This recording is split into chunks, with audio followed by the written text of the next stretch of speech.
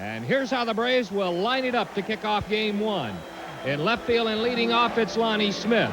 Mark Lemke gets the start at second. He'll bat second. Batting third and playing third, it's Terry Pendleton.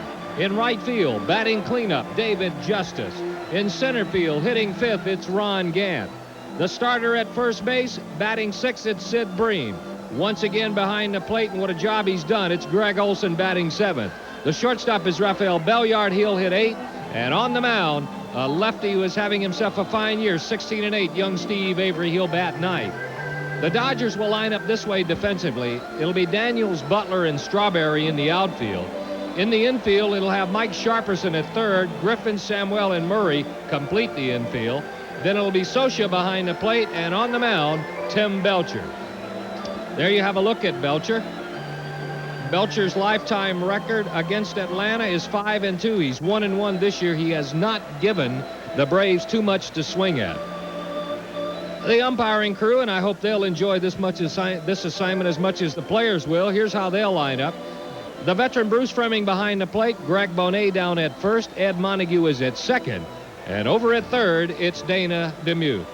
Pete, we're just seconds away from getting underway. You mentioned in the open, and I thought it was a great statement, that there's not a whole lot of tension on these on this club. The Braves are fairly relaxed.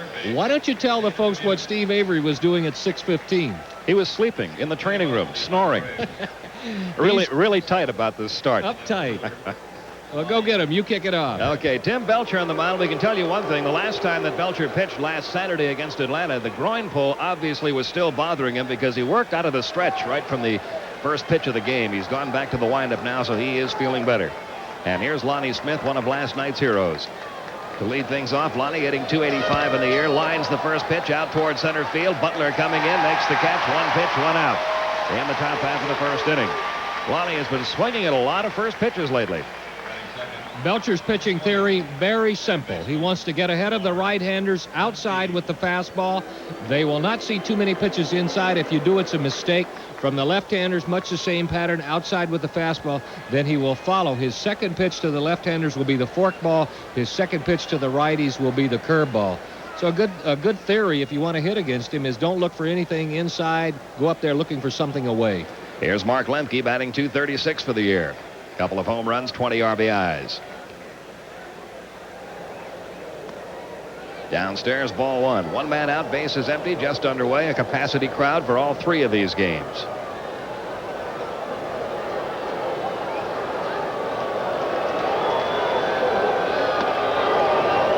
It's 2-0 now on Lemke. Last Saturday in Belcher's start, he was a little bit wild. Walking 4, striking out 6. Pitching into the third inning, but that groin, as we mentioned, bothering him. And Don, you made the point he might not be as sharp with his control early because he hasn't pitched in a week. There's a strike, 2-1. Well, it should come as no surprise, Pete. It's been somewhat of an up and down year for Belcher anyway. Look, the good April, struggle in May, good June, struggle in July, good August, not a so-so September, but every other month he has been dazzling, and the other time struggling. He's behind in the count at Lemke now, 3-1. Something you can look for tonight in a series this big. Don't forget the Tommy Lasorda factor. Somehow he will try to do something, and especially with Steve Avery, a youngster, to try to take the ball game and put it in that dugout over there. Good managers will do that. Here's the 3-1 now to Lemke. He's taking strike 2, full count, 3-2. The Dodgers one half game up. And also visible managers will do that, Pete. Sorry. Now a payoff pitch on the way to Mark Lemke, and he grounds one out towards second. This will be fielded by Juan Samuel on to Murray, 2 down. Now Terry Pendleton. Pendleton comes in at .311, a career-high 20 home runs, 77 runs driven in.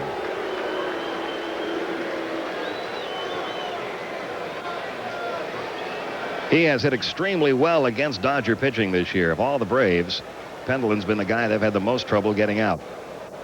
Hitting .345, a homer and 6 RBIs against Dodger pitching on the year. And he takes strike 1 inside corner. 2 outs, base is empty. The season series looks like this. The Braves have won 6, the Dodgers have won 9.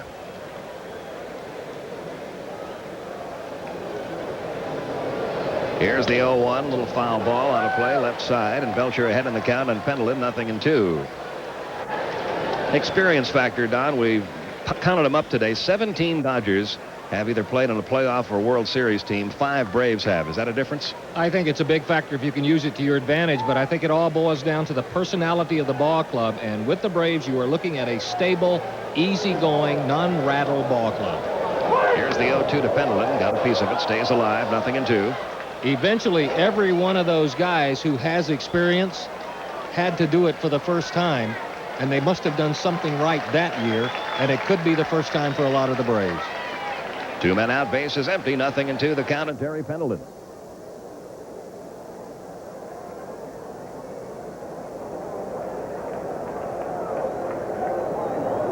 Now the 0-2 on the way. It's fouled back. It stays 0-2. If you want to talk about matchups, boy, everything in September, it doesn't get much closer than what you see here. The Dodgers with 2 more wins, the Braves with 1 more loss, and look how evenly matched earned run average, runs, half a run a game difference.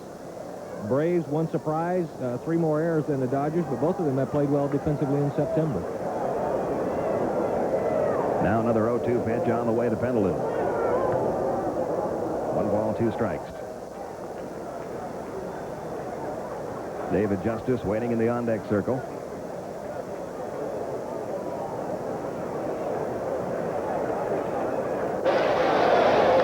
And the 1-2 on the way, fouled away again. Pendleton stays alive. Still 1-2.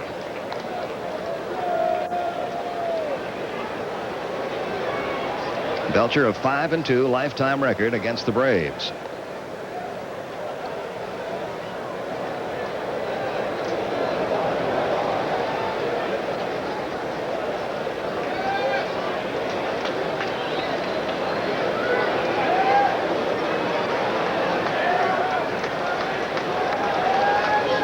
Once again, a 1-2 pitch on the way to Pendleton. He got him. Belcher wins the battle with Terry Pendleton. Has a 1-2-3 top half of the first inning.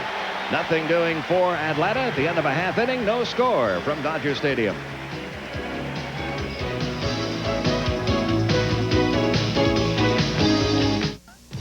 Catch the stars at the Atlanta Braves Baseball Heaven, the Braves official adult baseball fantasy.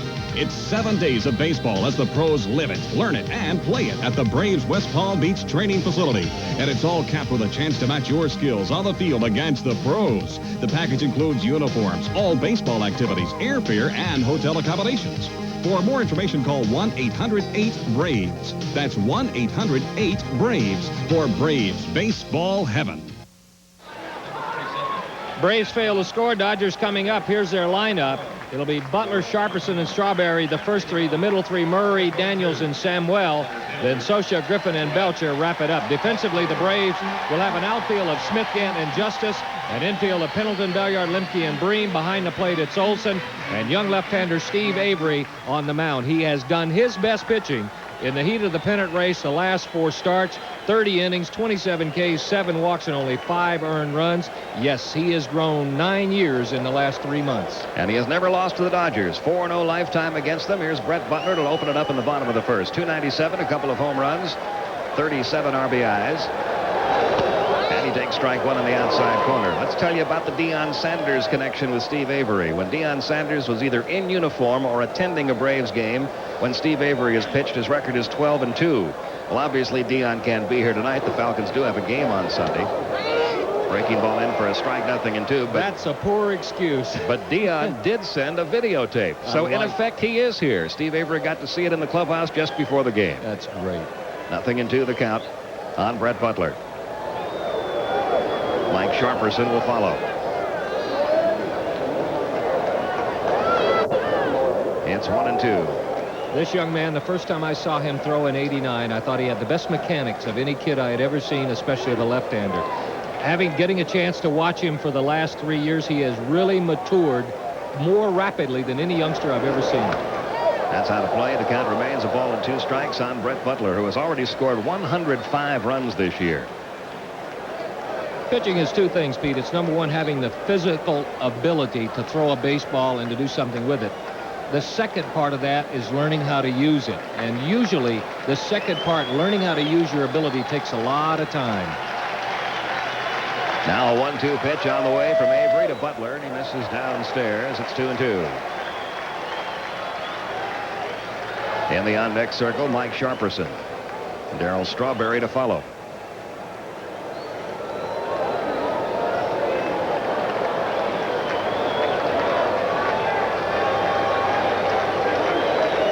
Butler hitting .434 against the Braves this season. It's a little looping liner to left center field. It's going to drop for a base hit. Lonnie Smith over quickly, and Butler aboard with a leadoff single. You see a lot of Brett Butler's hits just like that one. Little flares that fall to the opposite field. Classic Brett Butler with 2 strikes. He's fooled. He doesn't swing. He throws the bat at it. Makes connection, a little top spin lob that drops in. And how many Dodger games and how many Cleveland and how many Atlanta games have started just that way? And don't forget San Francisco. So Butler aboard to lead off the first inning. Mike Sharperson will be the hitter. We talked earlier about Tommy Lasorda he likes to put the game in his dugout as soon as possible. A way to do that is to immediately start up the runner here and play some hit and run with Sharperson. And unless somebody's watching us in the training room and run out and tell him, which has happened, look for that possibility. Butler 38 stolen bases, but a bit reckless at time on the bases. He has been caught stealing 27 occasions. All the more reason to play hit and run here with a guy who can handle it. Instead of hanging it all on his shoulders to steal it, put him in play and let the guy swing the bat. He is going on the first pitch. It's fouled back by Mike Sharperson, 0-1. Nobody out, Butler aboard, no score. Bottom half of the first inning. First of 3, the last 3 meetings of the year between the Braves and the Dodgers. After this series, the Braves will see only 2 other teams the rest of the way, Houston and Cincinnati. The Dodgers will see only 2 other teams the rest of the way, San Diego and San Francisco. Home and home series with each of those for each team. We'll see if Butler is going again in the 0-1 pitch. He is not this time. It's high, 1 ball, 1 strike. Darryl Strawberry waiting on deck. Sharperson has good bat control, but he's most effective when he goes the other way with the pitches. For that reason, it might serve the Braves well to leave Lemke at home and let Belliard cover if he is going. Avery's 1-1 coming. He is squaring the bunt, gets the bunt down. Avery will throw on to first in time. Down to second on the 1-3 sacrifice goes Brett Butler. And now Darryl Strawberry. He's the Dodgers' Mr. September. 21 RBIs already in the month of September for Darryl Strawberry. A .375 batting average in his last 32 at-bats. 25 homers, 92 RBIs on the season. But if you take away 2 ball clubs, he hasn't had that great a year with the home runs. He has hit 10 home runs against Houston. He's hit 4 home runs against the New York Mets. 14 of his 25 home runs coming against 2 clubs. Only 1 home run against Atlanta. And for some reason, late in the season, clubs have not pitched him inside as much as they did early on. 1 ball, no strikes. Darryl Strawberry is the type of hitter, and most power hitters are, that like to extend their arms, like to get the ball out away from him. Therefore, if you throw him a breaking ball for a strike away from him or a fastball out there, you're doing him a favor. Belliard cutting in behind Butler down at second base. Not quite the overshift we saw employed against Strawberry in Atlanta, but look at where Mark Lemke and Sid Bream are playing. They could almost shake hands over there on the right side of the infield. Count goes to 2-0. There is a tendency in a game like this by anybody who is pitching to pitch to a guy's reputation rather to the man standing there. If you pitch to a guy's reputation, then you've read the stat sheet, you know he's hot, rather than pitching to the way the scouting report says you must do to get him out. Strawberry awaits the 2-0 pitch. 1 man out. Butler getting his lead down at second. And the count now goes to 3-0. Eddie Murray waiting in the on-deck circle. He, too, is finishing strong for the Dodgers this year. Strawberry probably has the freedom to swing at this if it's a good pitch.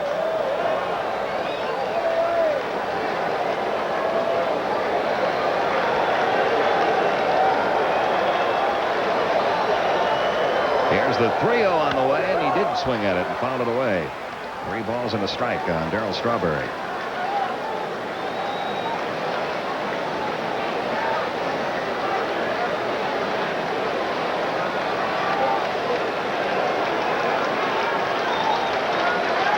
Strawberry only 1 for 11 in his career against Steve Avery. Here's the 3-1 pitch. And the breaking ball misses low, ball 4. Dodger runners at first and second with 1 man out for Eddie Murray.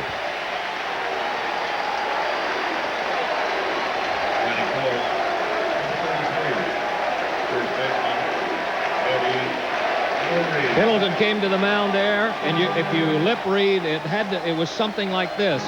Make the pitch, get us a ground ball. Come on now. Murray on the year, 261, 19 homers, 92 RBIs, 21 RBIs in his last 22 games. And like Darryl Strawberry, almost always has a strong September. 1 out there at first and second. 5 in a row have missed now.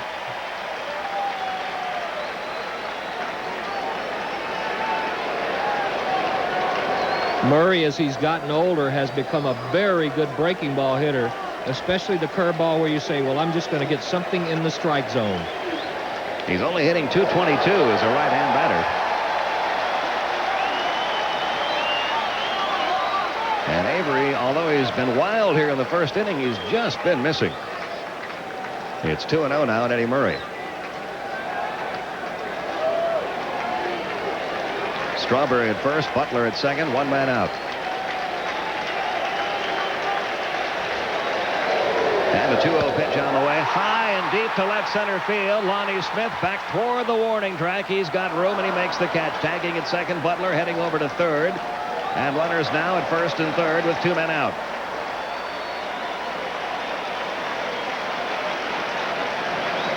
And the batter will be Cal Daniels.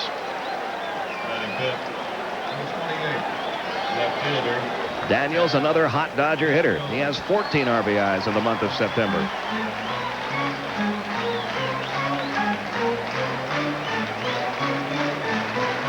Hardly ever pulls the ball, likes to go the other way. He's another guy, and I don't want to sound like a broken record, where you're doing him a favor if you throw anything out away from him. You absolutely have to make Cal Daniels inside conscious. Only then can you throw the breaking ball out away from him. Lifetime 2 for 10 off Steve Avery. First and third with 2 outs. And there's a strike in the outside corner. 0-1 the count to Cal Daniels.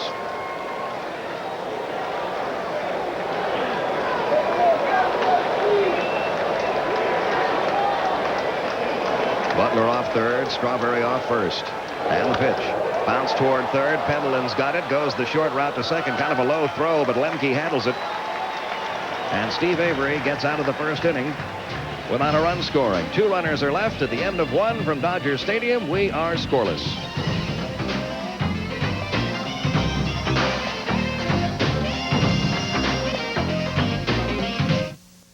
Batting fourth, 23. No score as we go to the top half of the second. That tower with Dodgers on it is up behind the upper deck behind home plate. And Don, you were commenting during the commercial break that if you're a visitor standing out there in the field, you've got that in your line of sight all the time. It's just another way they remind you of where you are here, and I think that is part of that's like having an extra player for them. You know, there are some other little subtle things they do to visiting clubs here that make it a little more difficult to win. We'll talk about it as David Justice faces Tim Belcher to lead off the second. Takes a strike in the outside corner.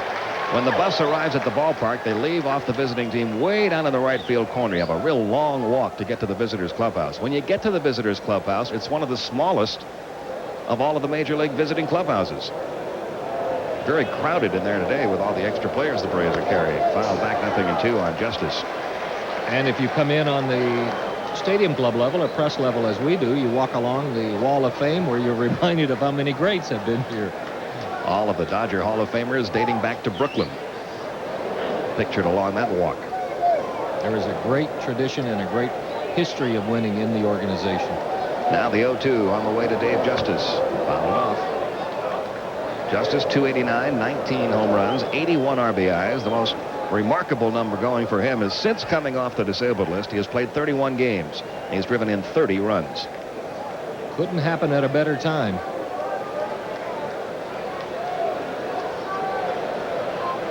Ronnie Gant will follow, then Sid Bream.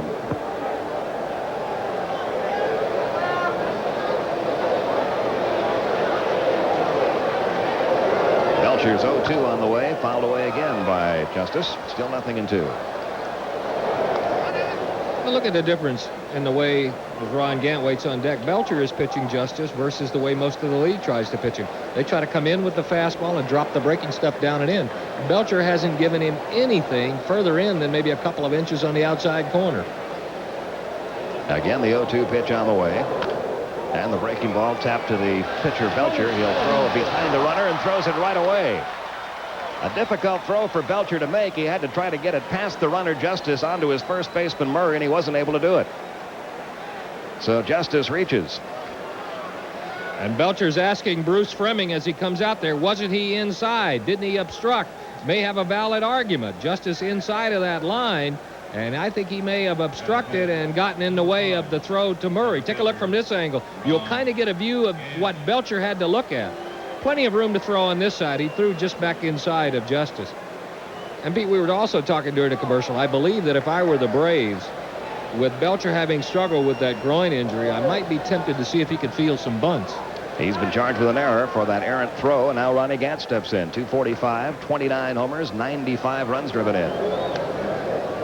And he takes ball one low. He's only hit 164 since August 30th. Only 10 hits since that day.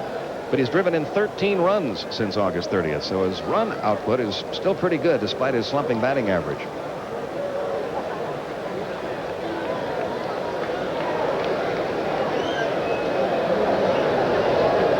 Here's the 1-0 now to Gant, fouled away.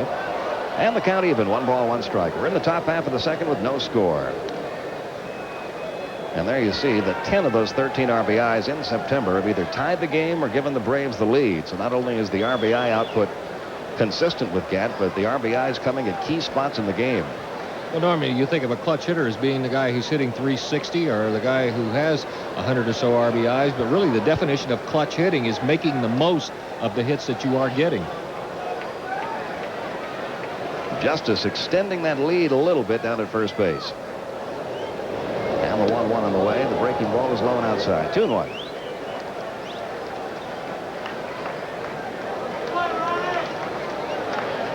Jimmy Williams in the coaching box at third.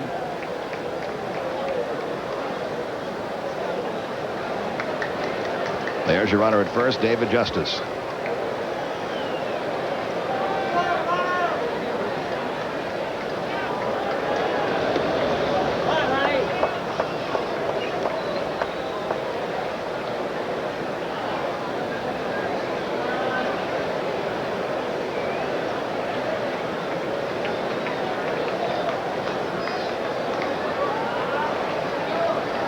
The count is 2-1 on Ronnie Gant. High in the air to left field, Cal Daniels. Waiting and taking it for the out. Justice bluffed his way toward second. Good throw by Daniels, back to second. And Justice has to return. One away, and that'll bring up Sid Bream. Bream, one of the heroes last weekend with that grand slam home run in the Sunday game. Hitting .271, 10 homers, 41 RBIs. That grand slam home run and 5 RBIs in that game last Sunday. It's the only homer, and he's only driven in 1 other run in 15 games since coming off the disabled list. Bream with 2 grand slams this year, and both of them coming against teams he used to be with, the Dodgers and the Pirates.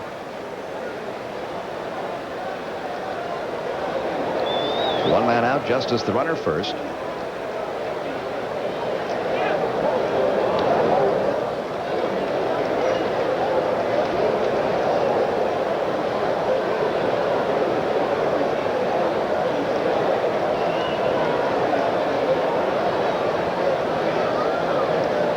Dodgers got a big boost from Kevin Gross yesterday. Yesterday was Belcher's day to pitch if they stuck to the regular rotation. Sid Bream. But because of the groin injury, they decided to back up Tim Belcher one more day, have him ready for this first game in the Braves series. And they called in Kevin Gross, who pitched in the bullpen as recently as Monday, to come out and start, hoping they could get 5 innings out of him. They got 7. And they only allowed 2 runs and 3 hits in a 4-3 victory over Houston.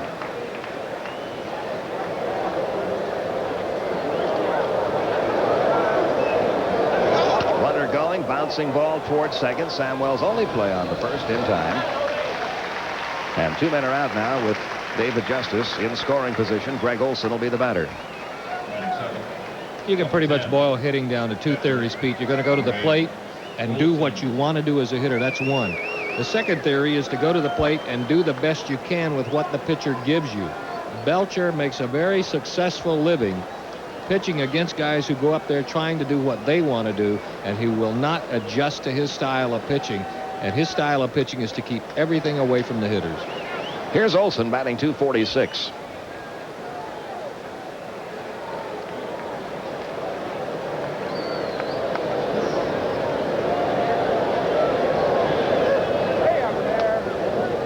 A ball and no strikes.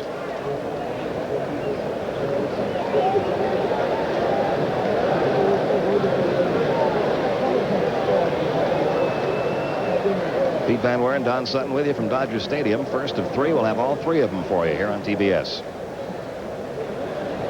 And the 1-0 pitch to Olson, taken for a strike in the outside corner. 1 ball, 1 strike. Olson batting just .163 over his last 33 games. He hasn't missed hardly an inning recently.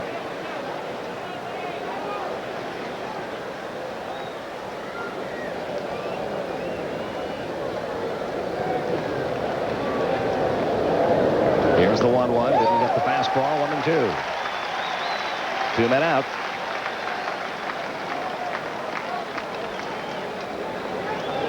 We've all been asked over and over again the last couple of weeks, what's going to decide it? What's going to decide this race between the Braves and the Dodgers? The answer, I think, boils down to one thing, that's pitching.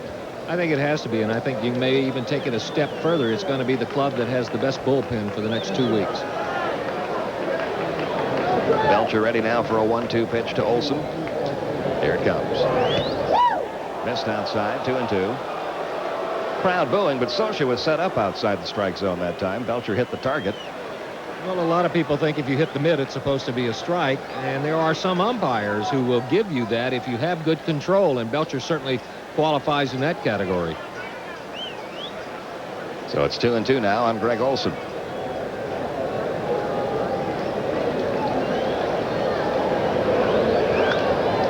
That'll be out of play. It remains 2 balls, 2 strikes.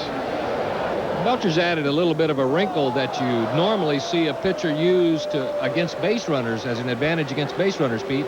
That is, he's varying the time that he holds the ball. He threw Olson 1 fastball that he came set and stayed there for a little while and then threw it. The next time he moved a little bit quicker move, almost like a slide step. You can use that as an advantage against hitters, too.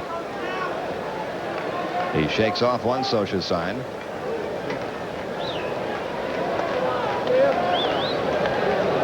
And now Olson will step out.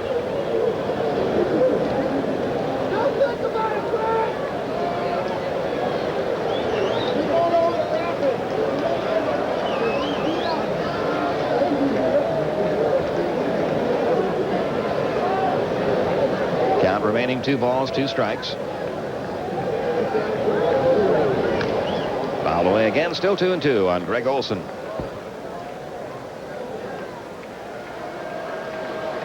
Rafael Belliard waiting on deck.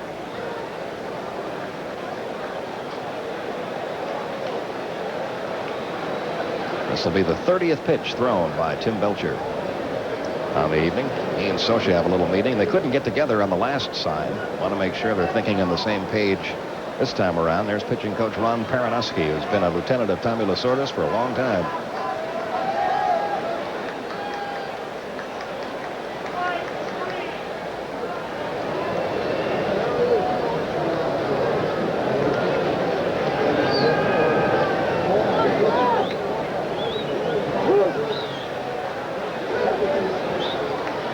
Again, the 2-2 to Olson. Fly ball into shallow center field. Brett Butler waiting for it out there. And that's going to do it for the Braves in the second. The error doesn't hurt. The runner left down at second base. At the end of an inning and a half from Dodger Stadium, we are still without a score.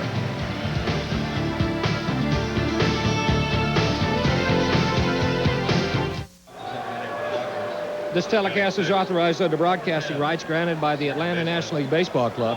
and is intended solely for the entertainment of our audience. Any publication, rebroadcast, retransmission, or the use of the pictures, descriptions, or accounts of this game without the express written consent of the Atlanta National League Baseball Club is prohibited. It'll be Juan Samuel, Mike Scioscia, and Alfredo Griffin due up. Braves fans really have to vie for attention in this crowd, but there are some out. And here's Juan Samuel to lead things off in the bottom of the second, hitting .270 with 11 homers and 56 runs driven in. All of his numbers have tailed off in the second half. And Avery's first pitch on the way, missing low, ball one. Well, the saga of the Montreal Expos. Another chapter in that today. Olympic Stadium did not pass a safety inspection.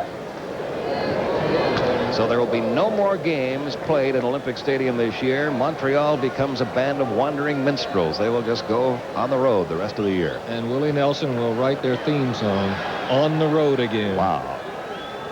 1-1 the count on Samuel. Into right center field. Long run for Ronnie Gant, and he makes a nice running catch out there for the out. Gant, whose defense has not suffered while his offense has been struggling. In fact, his defense, if anything, has gotten better. He's made more good plays the second half of this season than we've seen in his 2 years out there in center field. And Samuel is now 0 for 15 against Steve Avery. A good fastball right on the fist, slicing away from Gant. He had to come a long way just to get there, but the ball kept slicing. That's a good defensive play by the Braves center fielder. Now Mike Scioscia, hitting .263 with 6 homers, 34 RBIs. For most of the year, Scioscia has been given a rest when lefties have been out there, and Gary Carter is caught. But 3 straight left-handers going in this series, so Scioscia plays tonight against Avery. And takes the first pitch, a fastball down low, ball one. You know, Pete, Avery saved a couple of runs there in the first inning, and it may be a big deal because his record when he gives up a run in the first inning, look at the difference. When he doesn't allow one in the first, pitches very well after. There's a strike outside corner, 1 ball, 1 strike to Mike Scioscia. No score, bottom half of inning 2.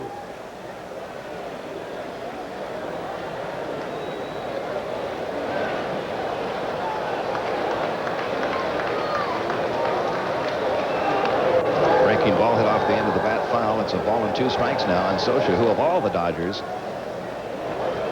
probably has more playoff and World Series experience in a Dodger uniform than anyone else around.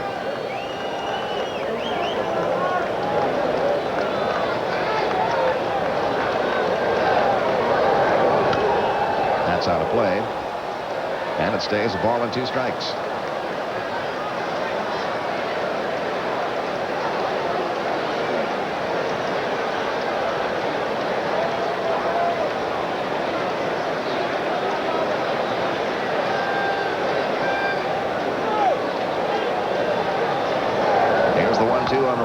Foul ball out of play. Getting around late in the fastball. Still a ball and 2 strikes.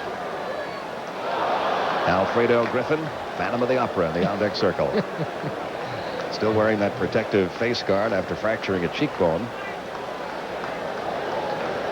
Remarkable he's been able really to play as well as he has.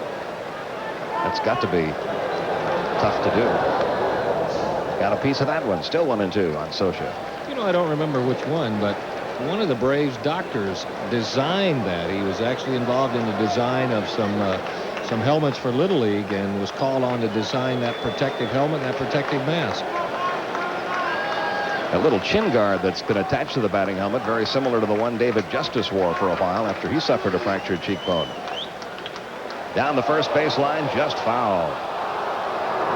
That didn't miss being a double by much. It's still 1-2 on Scioscia. That's a good example of pitching away from your defense and getting away with it only because Scioscia was a little too quick. Braves swung around toward left field. Bream off the line at first. Avery wanted the curveball out away from Scioscia, but left it on the inner half of the plate. So the Braves catch a break there. It's one of the few times you'll see Sid Bream play as close to the line as he is. He normally plays way off the line, whether it's a righty or a lefty hitting. Here's the 1-2. A little chopper hit up the middle. Rafael Belliard gets to show off. 1 down. 2 down, correction. When you watch Belliard, his approach to fielding and his approach to a ball depends a lot on who's running. A little bit of a tricky hop there, but he realized he had Scioscia running, and the way Scioscia was going down there, I'm not convinced he's 100% physically, but gratefully it was a catcher running, and a play that could have been difficult, he made look routine. 2 men gone for Alfredo Griffin, who comes in at 240 with 27 runs driven in. He's been a better right-hand hitter, 266 batting average right-handed, and that'll go up after that swing. Hit number 2 allowed by Steve Avery. So Griffin reaches with a 2-out single. That'll get the pitcher up in this inning, if nothing else, Tim Belcher. Batting ninth, 49. Pitcher. Belcher, a typical pitcher at the plate. 133 batting average. Driven in a couple of runs. Has struck out 25 times and 60 at bats. But if he connects, he's got some power. He has a couple of doubles this year, and he's hit some home runs in his career. He is usually a #1 draft pick in the pitcher's game that they play about 445 because a lot of power in batting practice. Avery's pitch on the way. Grounds one to third. Pendleton will throw across to first in time to get Belcher. And that's all for the Dodgers in the second. So the base hit doesn't hurt. The runner left at first. And after 2 complete from Dodger Stadium, Braves nothing. Dodgers nothing.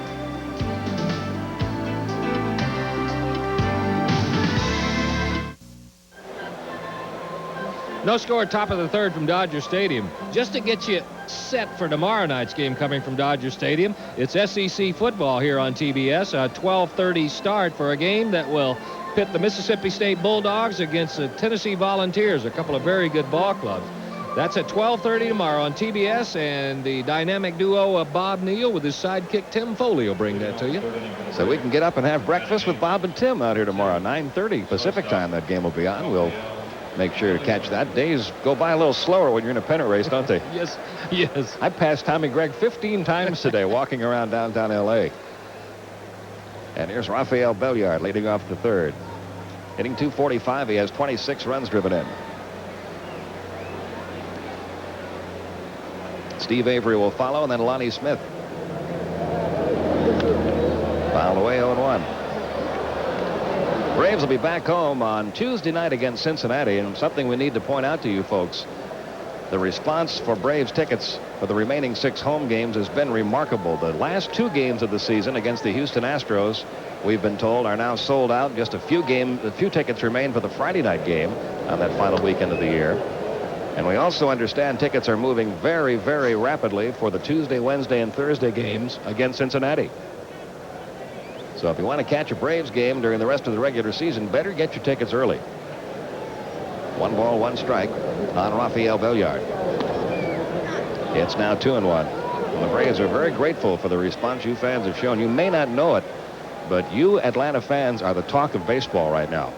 Everywhere we go, that's the first thing people want to talk about, are the crowds in Atlanta. We've never been able to say that before. Well, we've been able to say it before, but for a different reason.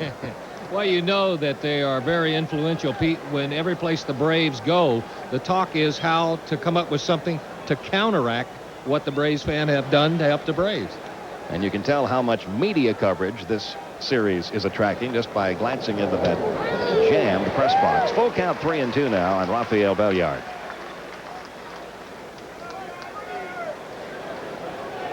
These games, like the ones in Atlanta last weekend, have been sold out for weeks. Belcher's 3-2 on the way to Belliard. Did he go? I think he did. He couldn't hold up on a high fastball. And Belcher has his second strikeout. Batting ninth, 42. Pretty simple. When you go to 3-2, throw something high and hard and hope he can't lay off of it. And I think for a guy who is pretty much a singles hitter, that fastball has to look awfully good, and by the time you decide it is not hittable, it's too late to do anything about it. So Belliard is Belcher's second strikeout victim. And now Steve Avery, who's a good hitting pitcher, batting 242. He and Tom Glavine have a pretty good duel going. Avery with 16 hits this year, Glavine with 17. Avery hitting 242, Glavine hitting 243.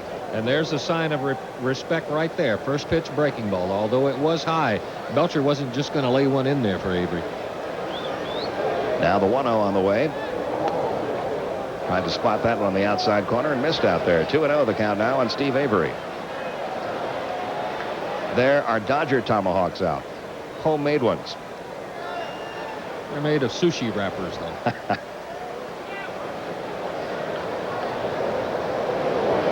Quite got the knack of it, though. The tomahawks don't come out to your teams at bat. 2-1 the count now in Avery.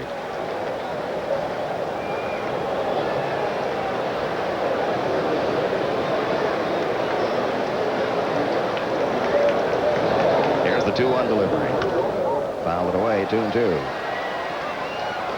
Let's see if Belcher gives Avery the ultimate sign of respect if he tries to get him with the forkball. That's what he's used against all of the Braves left-handed hitters when he's gotten ahead in the count. 2 balls, 2 strikes, 1 man out. He used it and he got him. 3rd strikeout for Belcher, who pitched Steve Avery like one of the other 8. I'll tell you, he pitched him exactly the same way as Terry Pendleton. Try to get ahead of him outside. When you get ahead, throw that forkball down in the strike zone, see if you can get him to go fishing.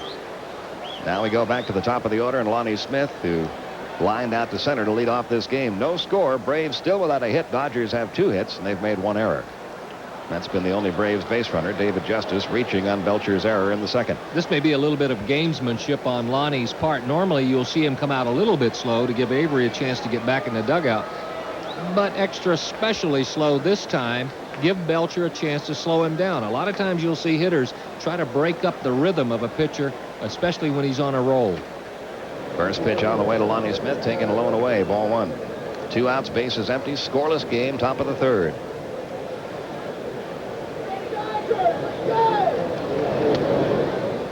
Another breaking ball missing, 2-0. Dodgers a slim half-game lead over the Braves in the National League West.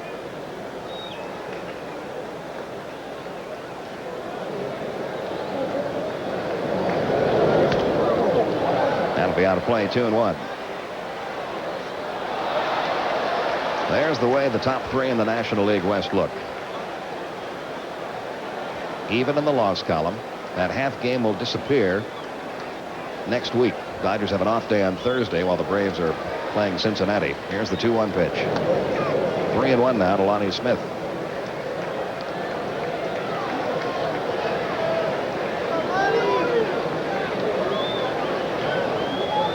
Just about everybody on both these teams feels this series is just 3 more games. At least that's the way they're talking.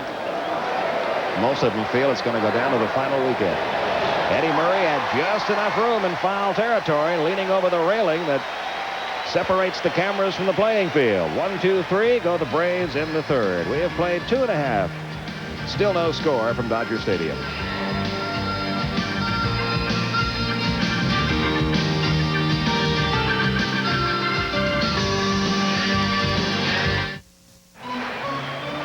We'll try to give you all the scores, but first the National League. It was postponed in Montreal. Pete told you about that. No game tomorrow, but a doubleheader on Sunday. In Pittsburgh, Philadelphia, Tommy Green got his 12th win.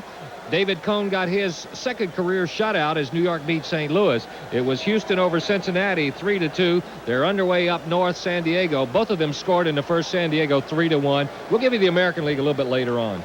We move to the bottom half of the 3rd. Still no score. Top of the order for the Dodgers. Brett Butler, Mike Sharperson, Darryl Strawberry. Butler got a base hit in the 1st inning. 1 of 2 allowed by Steve Avery.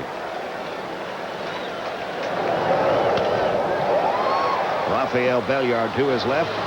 Throws him out, 1 down. 1 pitch, 1 out here in the bottom half of the 3rd. And here comes Mike Sharperson, who had a sacrifice bunt in the 1st. Number 27.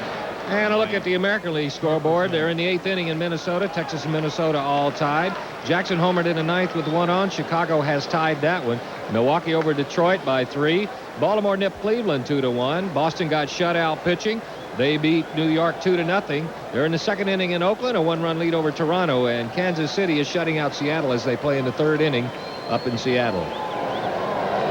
First pitch on the way to Sharperson, missing low and inside, ball 1. Sharperson and Lenny Harris have been a great platoon at 3rd for Tommy Lasorda. Sharperson hitting .331 against left-hand pitching. And Lenny Harris doing an equally good job against right-hand pitching.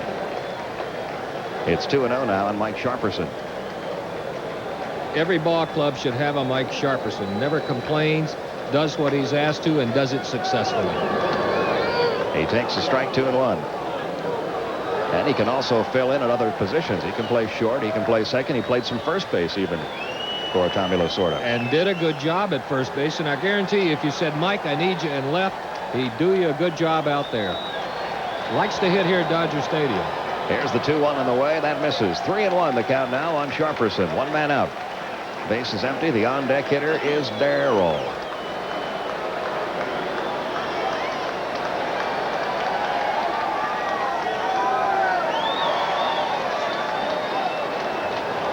Avery's 3-1 on the way. Inside corner fastball belt high. Full count 3-2. May have been a little evening up. I know nobody would ever admit it, but the 2-1 pitch certainly looked like high enough to be a strike. That one may have been just a shade off the corner inside.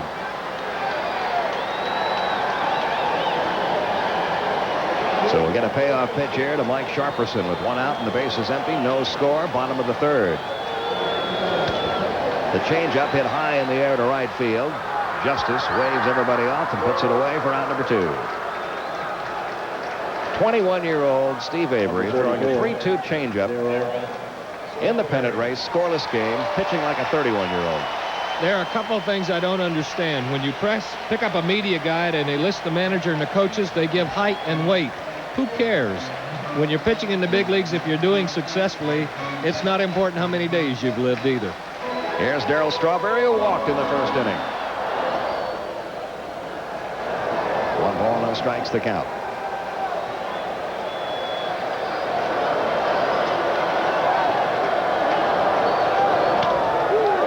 That's why the overshift is on in the infield when Darryl Strawberry hits. Mark Lemke able to run down that line drive, and it's a 1-2-3 inning for Steve Avery. Nothing doing for the Dodgers after 3. All zeros up there. Braves nothing, Dodgers nothing.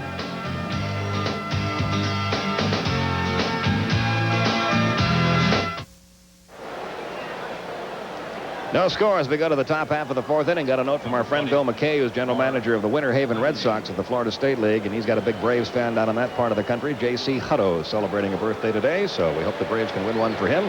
4th inning, no score. Here's Don. All right, Pete. It'll be Lemke, Pendleton, and Justice. Tim Belcher, as yet, has not allowed a Braves hit. The only base runner, Belcher's error on a topper by David Justice to lead off the 2nd inning. High with the fastball to Lemke. A ball and no strikes. Lemke is 0 for 11 career against Belcher. On the corner, 1-1. The second time through the lineup. Sometimes Belcher goes inside just to showcase, but thus far against Lemke, same pattern. Everything out away from the left-handed hitter. Same spot, a little high. It's 2-1.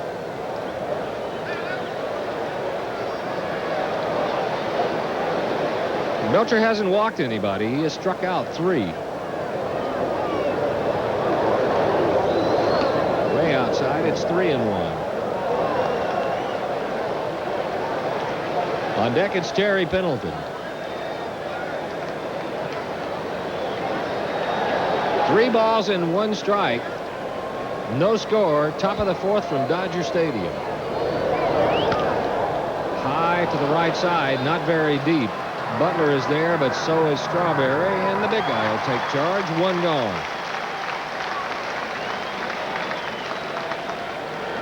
That'll bring up Terry Pendleton. He and Belcher waged a pretty good battle last time up. Eventually, Belcher winning out after Pendleton had fouled away a bunch of 2-strike pitches. Belcher dropped a good forkball down and away from Terry, and he couldn't get it, swung right through it. Belcher's also struck out Belliard and Avery. Pendleton 5 for 21 career against Belcher. Good idea. The pitch missed high. It's 1-0.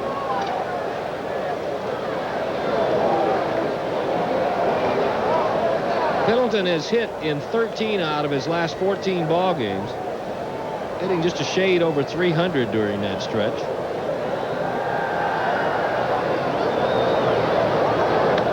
That's high. It's 2-0. Against Belcher, you pretty much expect to have to grind it out. He really doesn't give up many homers. He's only allowed 8 and right at 190 innings work. It's 3-0 to Pendleton. Well, when he was in the Oakland A's organization coming up in the minor leagues, he was very wild. His control suddenly got good when he got to the major leagues. There are a lot of people, too, who give credit to Claude Osteen, to Sandy Koufax. that a couple of the pitchers that a couple of coaches the Dodgers had in the minor league organization. Belcher came down here in a trade that sent Rick Honeycutt up to the A's. That's low, so on 4 straight, he has walked Terry Pendleton. That's his first base on ball. And there's a guy right there that has worked with him since he's been up here in the big leagues. That's Ron Perinoski. So the Braves get only their second base runner, and that'll bring up Dave Justice. Justice got on the air. The topper that Belcher came over to field, but an off-balance throw got past Eddie Murray. Justice has been pretty successful against Belcher. He is 3 for 9 now. He does have 1 home run against Tim Belcher.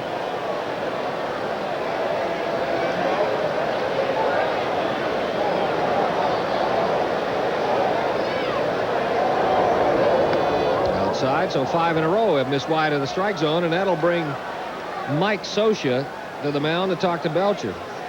You mentioned earlier, Pete, that Scioscia is one of the guys that has had a lot of experience on the Dodger ball club as far as pennant races are concerned. He may be the one guy that least needs it. Like we've talked about Steve Avery, his demeanor, his personality. There's a guy right there that takes a very workmanlike approach to catching and to playing. And if he's made a lot of money, I don't know if he wants to go through the pain. He's a guy you could count on to make a good manager someday later on. Outside again, and it's 2-0 to Justice. This should be a good pitch to hit for David. Another reason that Scioscia might make a good manager is Ron Perinoski is now on his way to the mound. If you're going to manage, especially at the major league level, you have to be very good with the media. And Mike has always been very, very accessible to the media. Yeah, the definition of a manager has really changed in the last few years. And I think it has changed, it changed 180 degrees when Walter Alston resigned as manager here and was replaced by Tommy Lasorda. And Tommy has pretty much redefined the role of manager just as you described it. Especially in a situation like this where you're in a hot pennant race and you've got media from all over the country covering a game. You've got to be accessible to those people. The 2-0 to Justice. That's outside. It's 3-0. So Belcher 1 pitch away from putting a Brave at first and 1 in scoring position at second.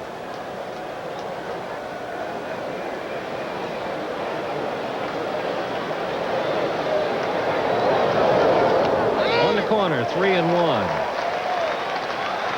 There is always a big crowd here at Dodger Stadium, and there is a phenomenon here that I don't think you see in any other ballpark. Vin Scully, probably the best known and arguably the best baseball announcer in the country, does the Dodger games, a lot of it on radio here.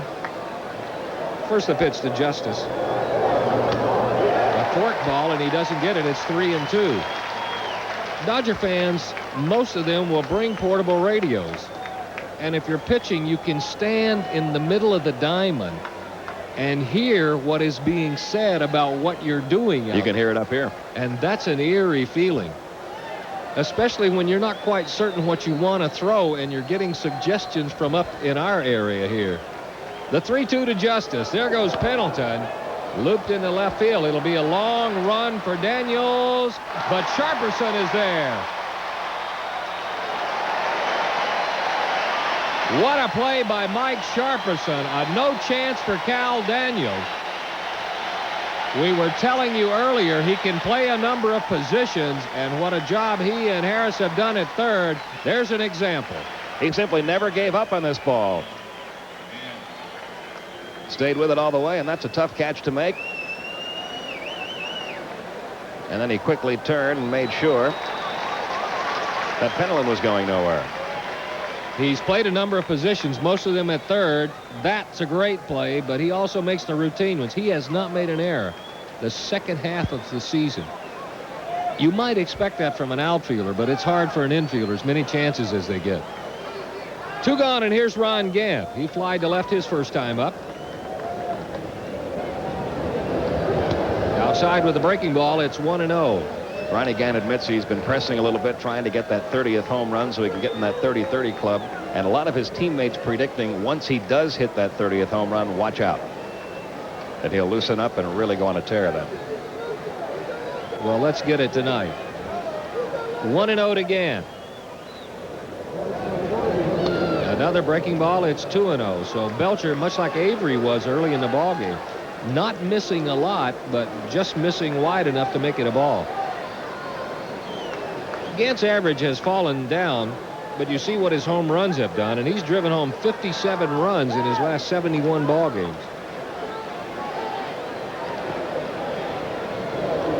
2-0 to Gant. In at the knees, it's 2-1.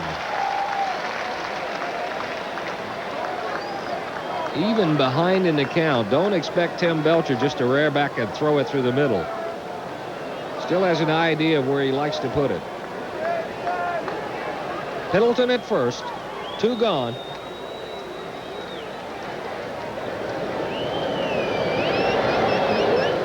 And Belcher will go over.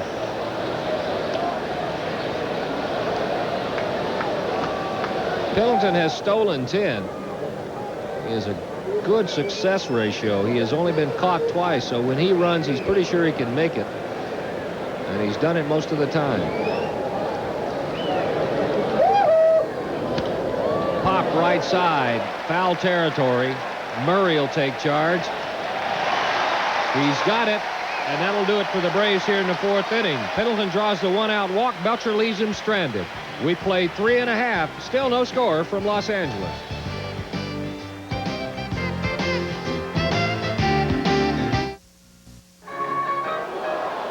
One of the fans here at Dodger Stadium that likes to hear what's going on. I'm fairly certain that is not Braves radio.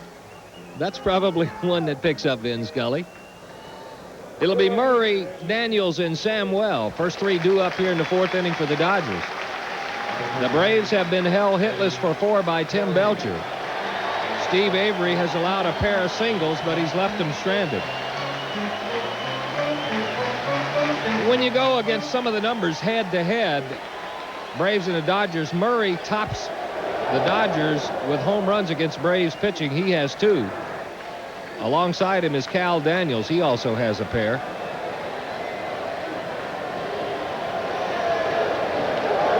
Brett Butler, probably it comes as no surprise, leads the hitting head-to-head. Butler hitting over 400 against Braves pitching this year. Murray may have broken his bat on that check swing.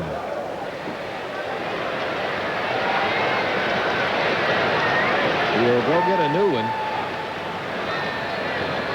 There used to be a catcher here, Pete, and I'm sure you remember him because he could really throw him, Steve Yeager. Oh, yeah. More than any other player I have ever seen, Yeager could break a bat on a wiffle ball. And so Red Adams, the pitching coach here for the Dodgers, and a couple of players went out and, unbeknownst to him, had one made that you could screw the handles into. So the first time he broke one, they handed him one with a new handle to screw in it. Foul back by Murray. It's 0-2.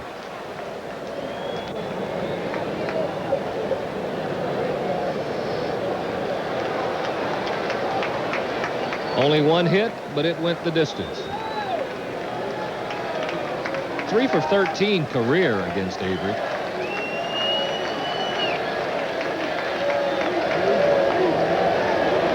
Good changeup, but just outside. It's 1-2.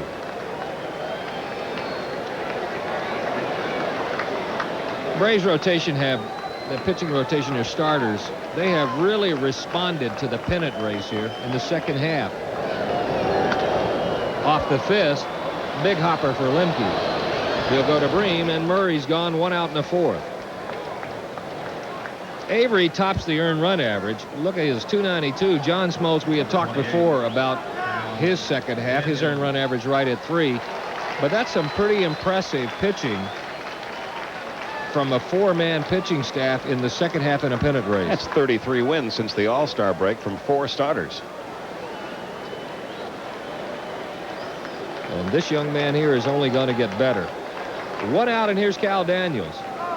Grounded to Pendleton his first time up. He's 0 for 1.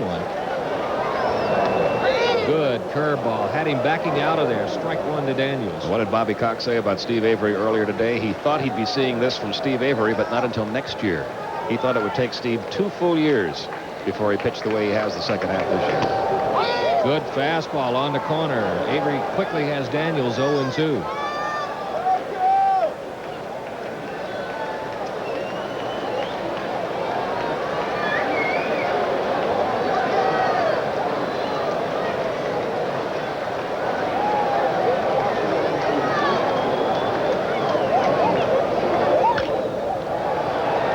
Play for Belliard. He makes it look easy. 2 gone.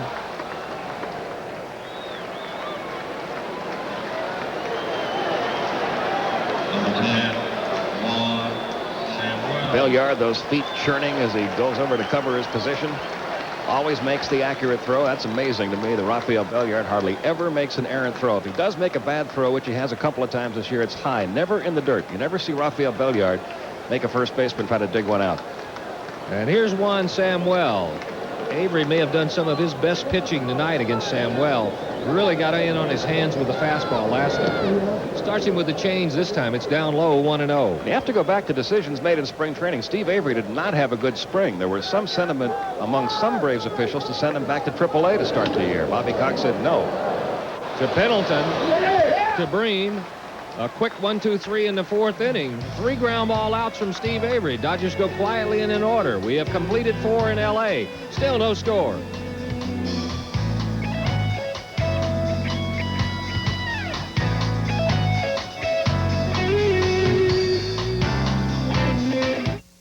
He's alive, and he's here, and he wants revenge because I sent him to prison.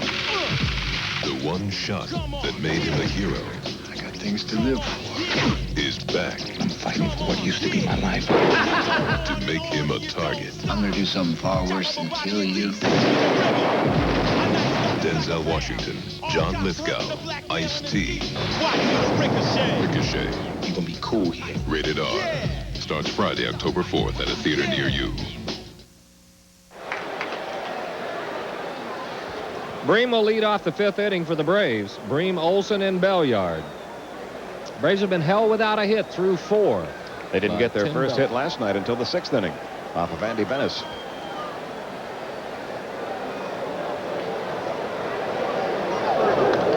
Foul back by Bream. It's 0-1. Bream's average now at 270. Pete Van Wieren, Don Sutton with you from Dodger Stadium in Los Angeles. And I'll tell you, as a player, it was no more fun. There was no more fun than a pennant race, and watching it, covering it, nothing is more fun than being a part of the excitement going right down to the wire in a pennant race. And speaking of excitement, Mr. Excitement, Skip Caray will join us after this half inning. That's low. It's 2-1 to Bream.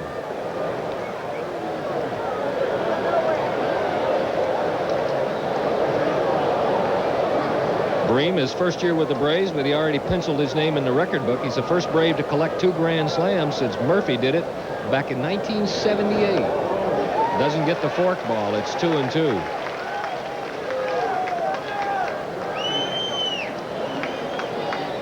Bream's swing, he says the knee, that right knee, is much better and maybe completely well, but the swing not quite where he wants it. Sid, since coming back, is hitting just over 200. A homer and 6 RBIs in the 15 games he's played since coming off the DL. Another one low, and it's 3-2 to Bream. You can see that brace he wears on his knee showing through the uniform. Right There's there. a look at it right there. Greg Olson waits on deck.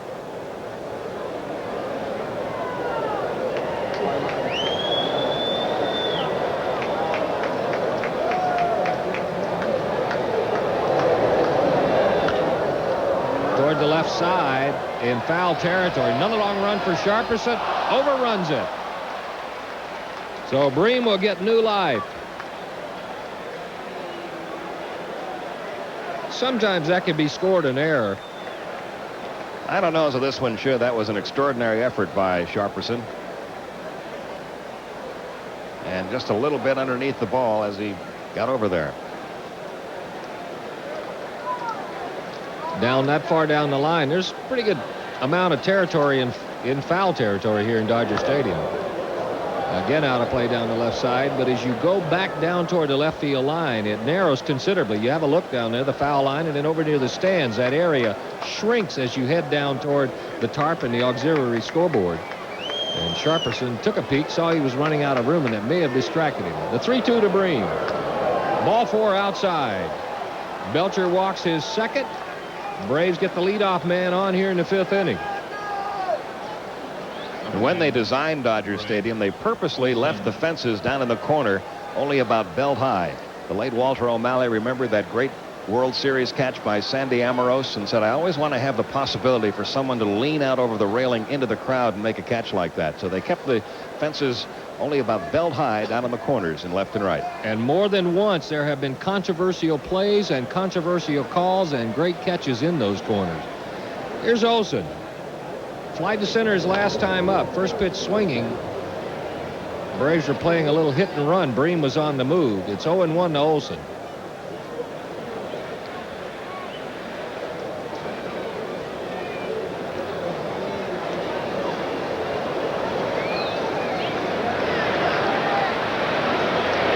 Olson only 7 out of his last 33, but he has been an iron man behind the plate. You saw the success of the starting 4. To a man, they will give a lot of credit to Greg Olson. Breaking ball misses wide. It's 1-1. Two things about Greg Olson. First, this is his 120th game. He's never played in that many games in a single season in his entire career, major leagues or minor leagues.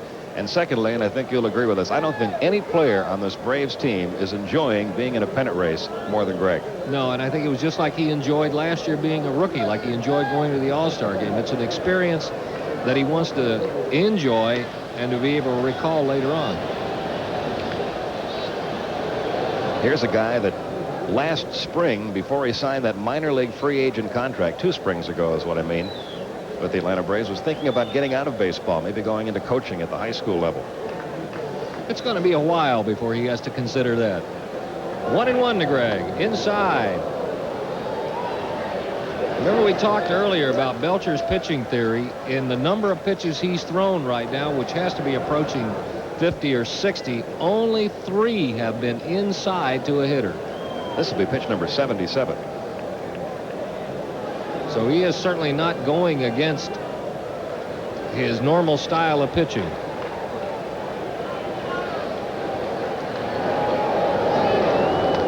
Off the end of the bat, 2-2 to Olson. If you really want to get under Belcher's skin, have a play that's somewhat controversial and maybe have the scoring go against him. Have it be a base hit. A number of times this season he has come a little bit unrattled here because of some scoring calls. Right now he has everything going his way. Outside, it's 3-2 to Olson. And the ball is thrown past in the center field. Alert base running by Sid Bream.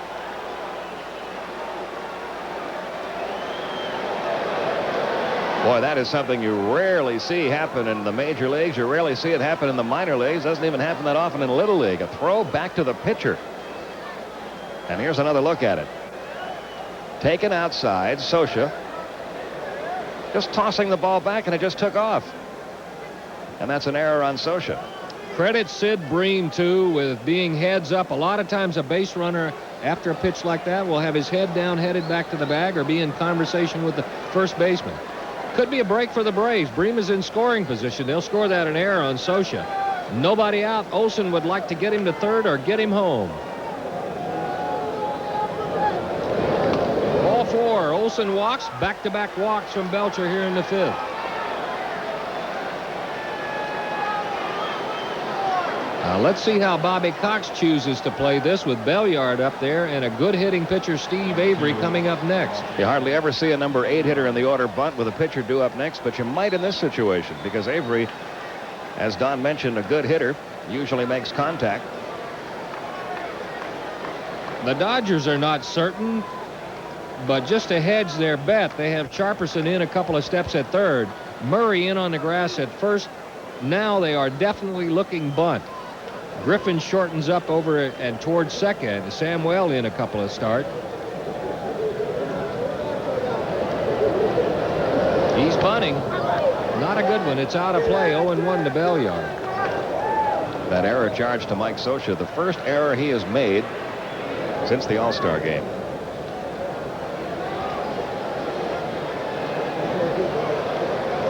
Oh, 0-1 to Belliard. His attempt at a bunt, not a good sacrifice attempt. More like trying to bunt for a base hit. This is a tough job, Pete, for Rafael Belliard. You have a guy at second who's coming off knee surgery. and a catcher at third. So it's really going to take a good bunt to advance either one of those, but especially to get Sid Bream over to third. And Raphael has really improved in being able to pull the ball, but with Tim Belcher, who keeps the pitches away so much, that might be a little bit difficult for him to do if you want to take the bunt off, take advantage of that drawn-in infield at third. Well, with Murray in so close at short, Samuel cheating a couple of steps in towards second, there is a hole over there he could shoot through. Look where Murray is. Again, let's see how Bobby Cox plays it. He is bunting, and it's a beauty.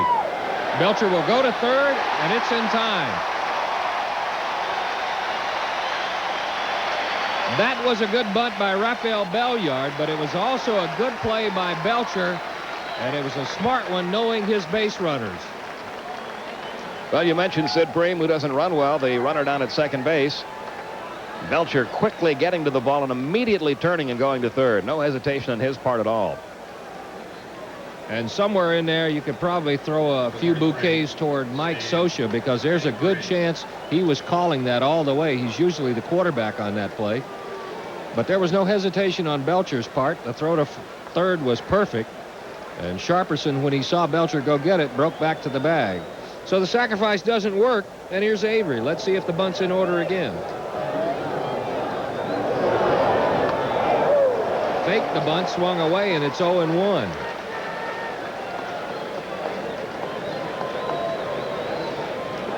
The late Casey Stengel used to call that butcher boy, as you just chop at the ball, and it's been called a number of other things by infielders charging, none of them that we can give to you on the air. But it's 0-1 to Avery. Out of play, it's 0-2. And these are little things in a pennant drive that will drive a manager crazy. The inability to execute, the inability to get a bunt down, the inability to throw a ball back to the pitcher. That could cost the Dodgers in this inning. We'll see. But so far, both Belliard and Avery have not been able to get down that bunt and move those two runners up. And in a series and in a pennant race involving two fairly evenly matched clubs, you have to take advantage of the little things. There's a looper to left. That's a little thing. It's the first base hit of the game for the Braves, and it comes by Steve Avery. Couldn't get the bunt down, gets the single, and loads him up. The most unlikely time in this game for the Braves to get their first hit. An 0-2 pitch to the pitcher, Steve Avery. And maybe a little disturbing thing there is he got a blister developing on that middle finger again. He might have, although he doesn't look too concerned. But we've had that blister problem before with Steve Avery. We'll watch when he goes out to the mound. There's the pitch, fastball away. He just went with it, knocking it into left field. Olson coming over to third. Held up there by Jimmy Williams. But let's keep an eye on Avery when he goes out to the mound. See if that blistered problem is developing with him again. And I'll bet you anything, Belcher is thinking he's going to bunt again. I'm going to give him a high fastball to bunt, try to get him to pop it in the air. Well, they're loaded for Lonnie Smith, only one out. Swings right through the fastball, 0-1.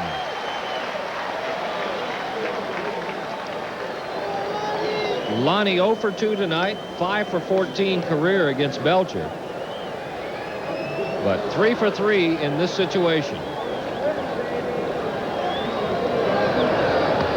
Forkball inside, almost got him. It's 1-1. Lonnie, a key RBI man last night. He had a home run and a single, driving in the first 2 Atlanta runs. In his last 60 at-bats, 19 hits. That's about 320. So he has picked a good time to kick it up a notch. Fouled out of play, it's 0-2.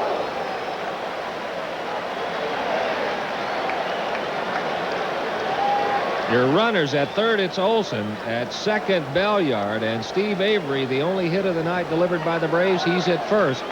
Only one out. It's a ball and 2 strikes to Lonnie Smith. Dodgers shade him toward the right side.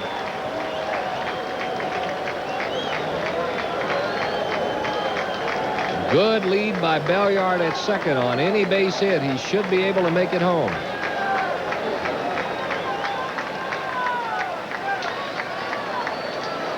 One of the things we talked about with Scioscia before was his knowing the game and his keeping things in control. Good example right there. Twice he and Belcher couldn't agree. So rather than sticking down something he wasn't sure of, popped out of there, had a little talk with his pitcher.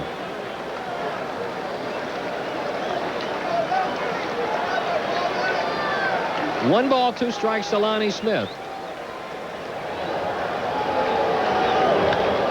Pop right side, foul territory. A long run for Strawberry near the stands. He can't get to it. Another chance for Lonnie.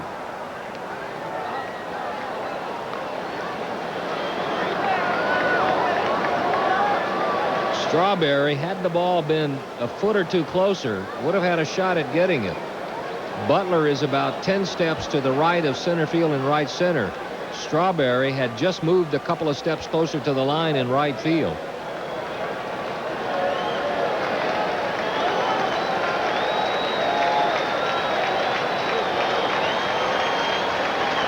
And again, Belcher and Scioscia having trouble getting on the same page.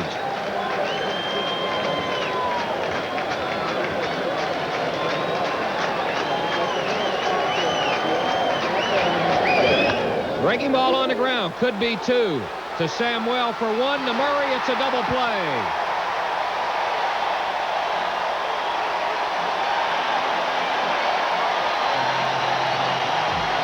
So Belcher makes the big pitch. Gets the ground ball from Lonnie Smith. The Braves load him up with 1 out and come away empty. We have played 4.5 in Los Angeles. Still no score.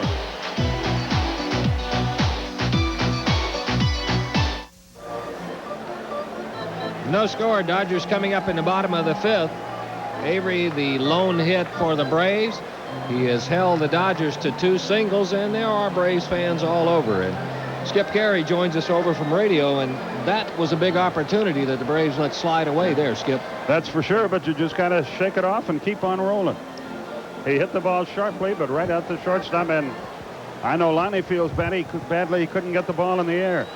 Number 14, Mike Scioscia, Griffin, and Belcher. First 3 due up in the bottom of the 5th for the Dodgers. Avery got Scioscia on the ground ball to short his first time up.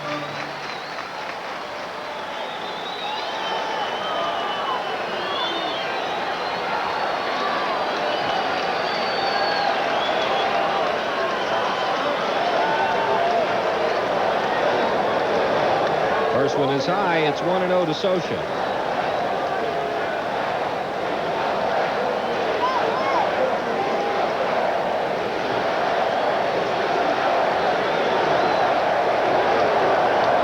Just outside, it's 2-0 to Scioscia.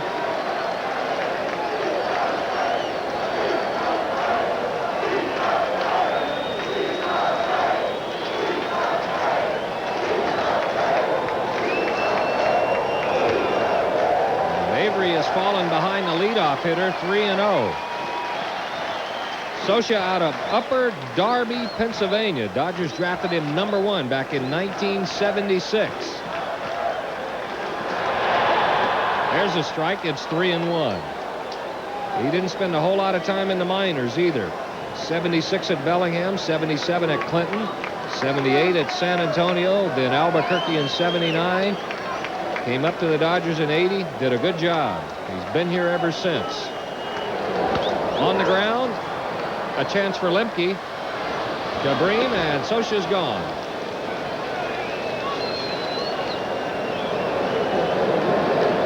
Isn't it amazing a 21-year-old kid can come up and pitch in this kind of spot with this kind of poise? It is, but I think when you get to know him, as you and I have, being with the ball club for a couple of years, you're amazed at a 21-year-old doing it, but I don't think you think of Steve Avery as a 21-year-old. Well, that's right. They did a great story in the LA Times about him today and about how his dad, a former high school coach, not only preached about mechanics. First pitch to Griffin, swing and a miss. But said over and over again, there are a lot of guys with good fastballs, a lot of guys with good curveballs, a lot of guys with good control. You have to have poise, and he preached that over and over, and boy, the lesson certainly took. Yes, he had a good student. Did he go around? No, he didn't. It's 1-1. It's interesting watching kids come to the big leagues and then backtracking their fathers influence in their career. A lot of kids are never taught to struggle. A looper right side. It'll be a tough play for Justice. Can he get there? Yes. A nice running catch by David Justice. 2 gone in the bottom of the 5th. 49. He's a pretty good outfielder. We talk about his hitting heroics all the time, but he's got a good arm and he gets a good break on the ball. He's just a solid, good all-around ball player, David Justice. 2 gone, and here's Belcher. Not much for average. Pretty good power. Grounded to Pendleton his last time up.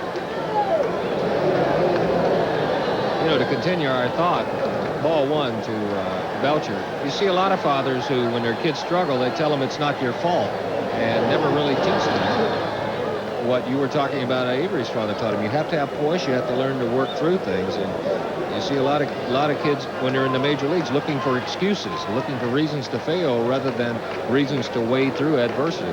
You see that when the Little League parents, some of them are so protective of their children. And some parents of major leaguers never stop being Little League parents. Exactly right. Good pitch from Avery. It's 1-2 to Belcher.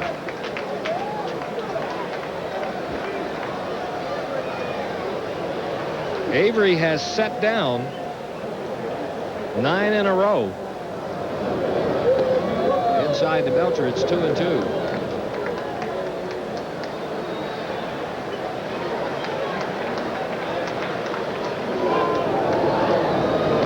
Got him swinging. Make that 10 in a row. Belcher's gone on strikes. And for Avery, that is his first strikeout of the night. We have completed 5 in Los Angeles under the obligatory palm trees. Still no score.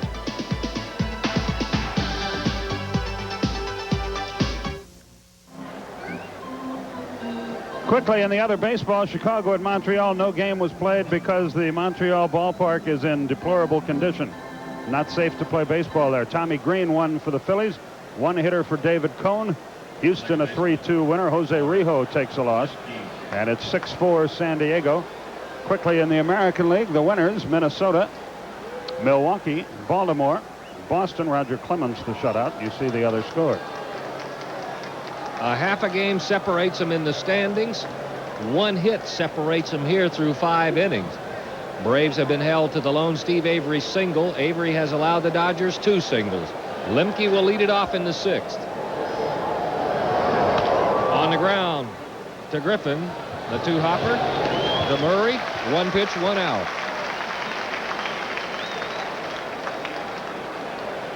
Belcher, through the first 4 innings, got mostly pop-ups, fly balls, and strikeouts. He got the big ground ball in the 5th. Lonnie Smith's 6-4-3 double play. And he has come back to start off the 6th, getting a ground ball from Lemke. Here's Pendleton. A strikeout and a walk, 0 for 1.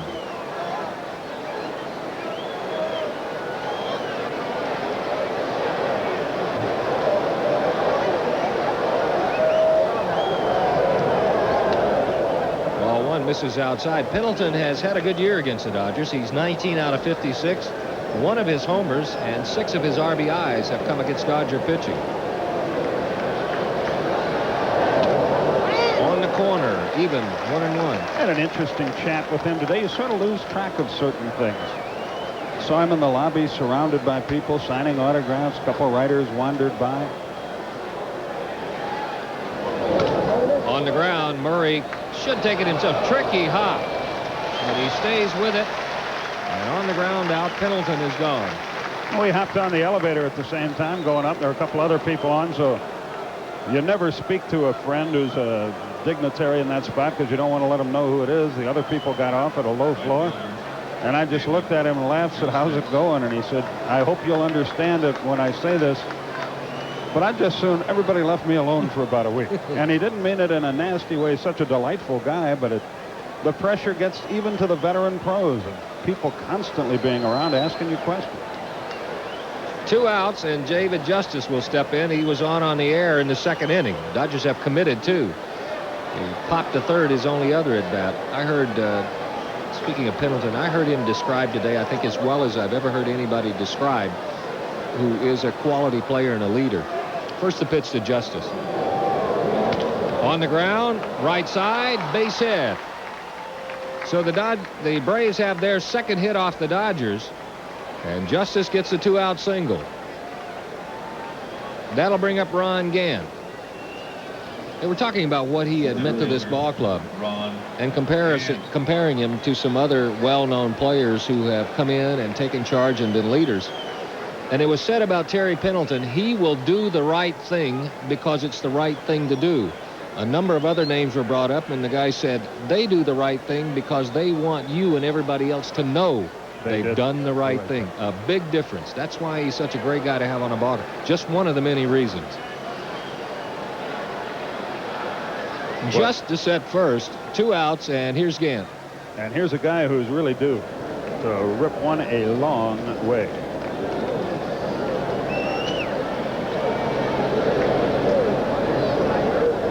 High with the breaking ball, 1-0. I don't know, what are your feelings there? A lot of people who think that right now he's pressing a little trying to get number 30, and if he can ever get that out of the way, he could carry this club on his back for a couple of weeks. I don't think he's doing that on purpose, but I think in his unconscious or subconscious mind it's always there. I think the same thing happened last year. Chases a high one, fouls it straight back. It's 1-1. Well, that is such a milestone, and as you pointed out with Terry, we are maybe part, because we remind him of it, all of us who carry notepads or talk on radio or television. And you would have to be a robot not to be conscious of it. And the funny part is, if you don't try to hit him, then you hit him. You see, most of Belcher's home runs have been allowed right here in Dodger Stadium. That's low. It's 2-1 again.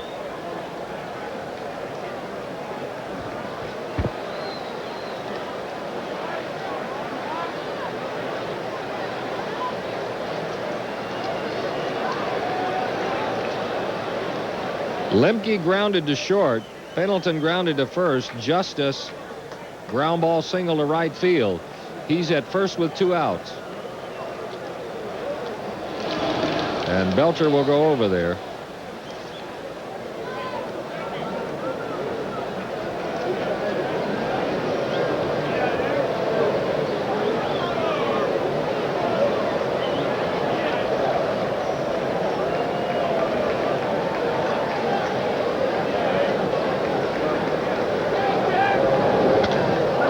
Field, deep, back to the wall goes Daniels.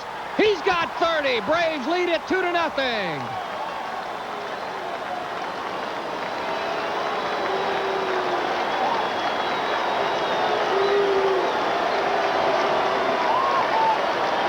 A high fastball, tomahawk to left. The chains are off. Maybe there's more to follow. Well, we said he was due, and he delivered. And he set a new high jump record that won't go in the record books, halfway between first and second. The Braves are on the board first. Here's another look. A high fastball. And he knew when he touched it off. And that got out with plenty to spare. Not only did that have altitude, it had longitude. The third hit of the night for the Braves. They lead it 2-0. And here's Sid Bream. Longitude? Longitude. There's a teacher down in Pensacola really wincing. There may be more than one. Once had you as a student. That's low. It's 3-0 to Bream.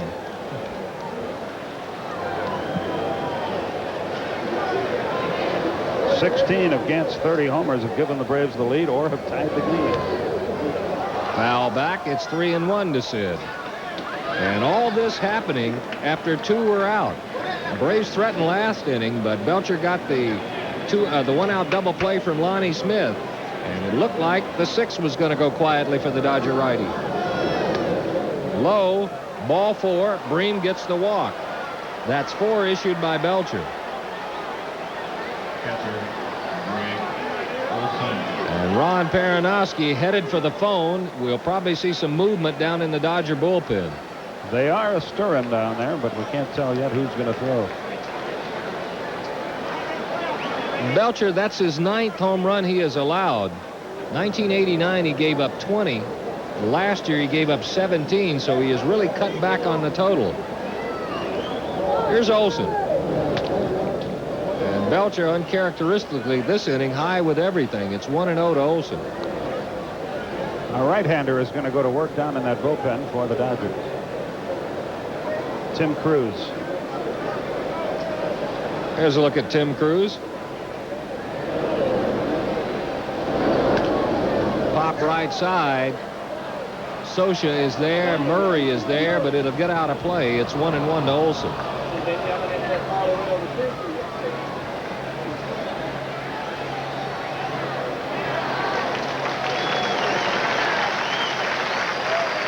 Murray picked up a few All-Star votes for next year, flipping the ball into the stands to a youngster.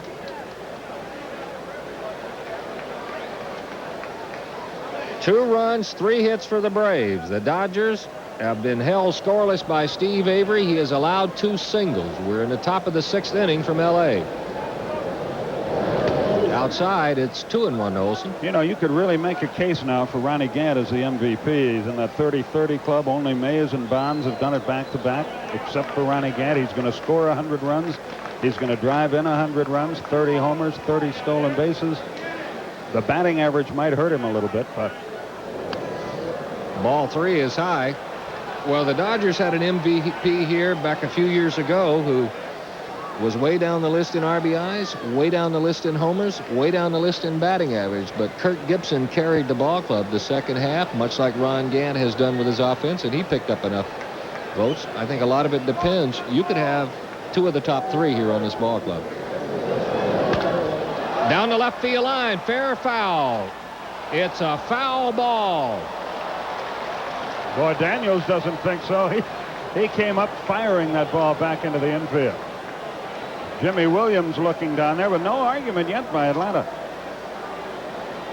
And he's showing him how far. Yeah, it's foul. You can see already. Boy, and if that's fair, that's almost out of here. If it's fair and happens to hit that white part or the foul pole, it's a homer. If it hits a white part, Olson might have had a triple because Daniels was coming over to cut it off. He played the carom perfectly. You can see that comes into play a lot here, the way that corner is shaped. You will see if you watch ball games here all year, 10 or 12 runs that'll be influenced by a ball coming out of that corner and hugging the fence. You'll see a lot of outfielders come down and take ground balls off of it in batting practice. 3-2 to Olson. Ball 4 misses low. So the Braves continue to get runners on base with 2 outs here in the 6th inning. That's the 5th walk issued by Belcher. It'll put Bream at second. It'll bring up Rafael Belliard. What do you think? Socha buying a little time for Cruz to throw some? I don't think so. I think they'll try to stay with Belcher here. Okay. Although, if they want to make a move, the leadoff man leads off the bottom of the 5th. Cook has joined Tim Cruz throwing. Cook the lefty, Cruz the righty. 2-0, 2 outs, 2 on. Belliard 0 for 2. Off the end of the bat, 0-1.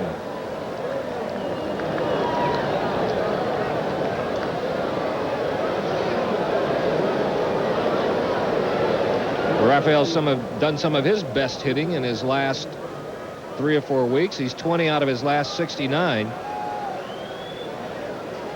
Get a runner to third, and he does his best hitting. Good breaking ball for Belcher. It's 0-2 to Belliard.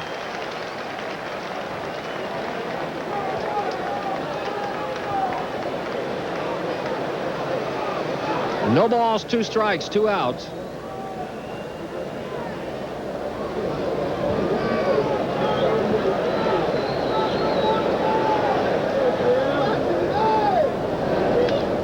Fouled out of play, still 0-2.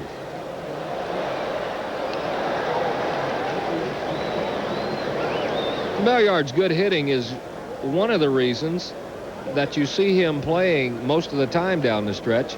You recall Blauser got the broken toe up in Montreal. Belliard came on and he has hit so well. His defense is a given. that it's kind of hard not to have him out there all the time. Chases the high one again. So Belcher gets a strikeout to end the inning, but not before the Braves pick up 2. They do it on one swing of the bat from Ron Gant. We'll head to the bottom of the 6th. Braves up 2-0.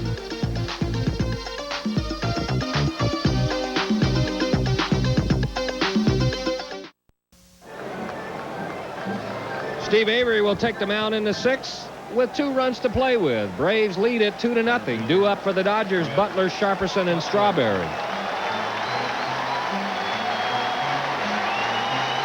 When you look at the numbers head-to-head, Avery, along with Glavine, tied. They both have 2 wins against the Dodgers this year.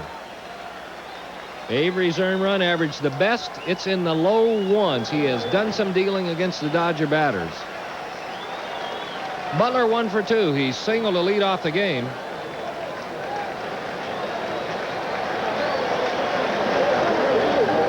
High with the fastball, 1-0. This is a big inning for Steve Avery. If you talk to baseball people, they'll tell you that the first inning after your team scores, very important to, as quick as you can, get out the opposition, get your guys back in the dugout. It's 2-0 to Butler.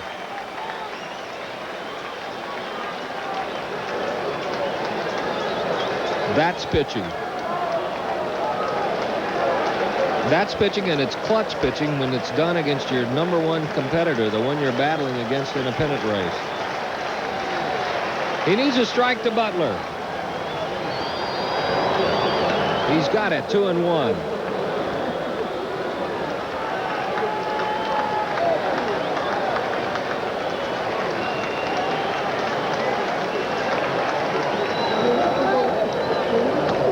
That's high. It's 3-1.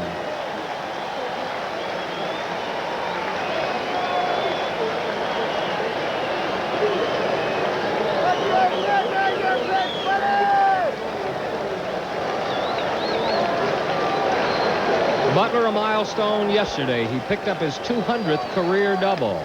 Through the heart, it's 3-2.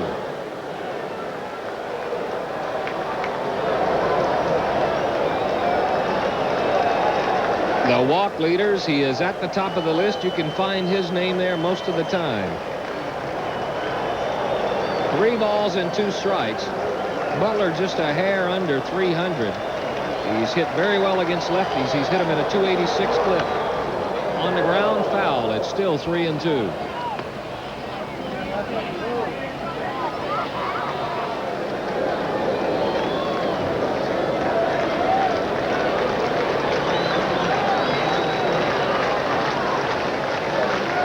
If he doesn't ground into another double play the rest of the year, he will tie a National League record. He has only done it twice. He has been everything the Dodgers wanted when they got him.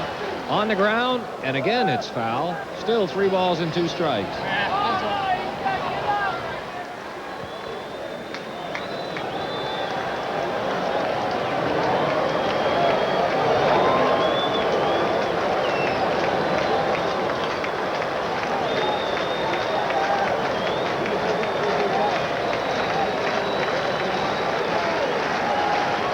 Butler 286 for the year against lefties, but he's had some pretty good swings against Steve Avery.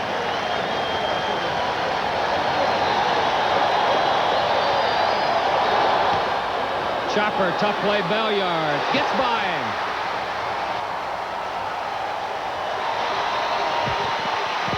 It'll probably be a base hit for Brett Butler. It is scored, a base hit. The Dodgers have the leadoff man on here in the bottom of the 6th. That's the 57th infield hit of the year for Brett Butler, who came in here hitting .362 lifetime against his former teammates and has 2 hits tonight. He's at first, and here's Mike Sharperson.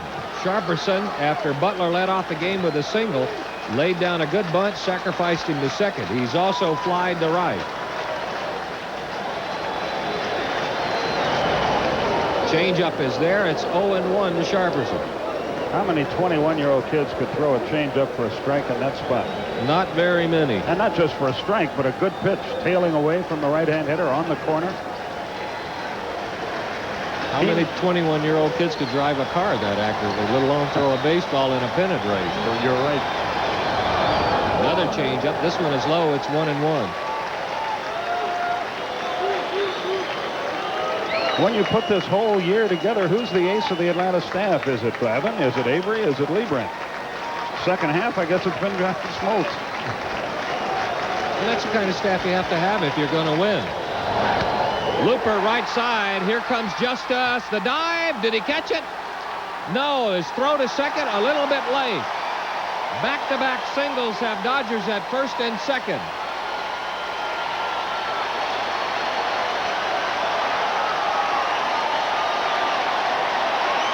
You know, we get on the umpires when we think they make a mistake. Let's give Greg Bonet some credit. You see the great effort by Justice and the close play at second base. Bonet went sprinting out there on the dead run at an angle so he could see the play clearly and made a perfect call. Great effort by Justice. And a good job of keeping that ball in front of him, keeping it in his glove. Had it bounced away, Butler surely would have gone to third, maybe further, and Sharperson would have been at second. Small convention on the mound. Leo Mazzoni is leading it. And Darryl Strawberry is due up. Strawberry has walked. He's hit one on a line that Lemke made a nice diving catch on. One of the topics of conversation, Skip, right there, was with the shift on with Lemke all the way over near first base. Any ground ball, Belliard is going to cover at second.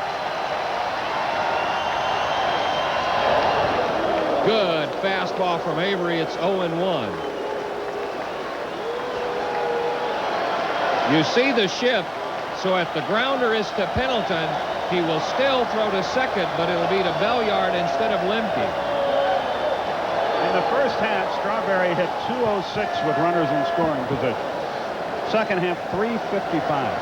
And one of the big reasons the Dodgers are a half game in front of the Braves. Had a 2-run homer yesterday. Foul back, another good fastball. Avery just going right at Strawberry with his best fastball. Has him 0-2. Strawberry, since the All-Star break, has hit .306. He's hit 17 of his 25 homers. The 0-2.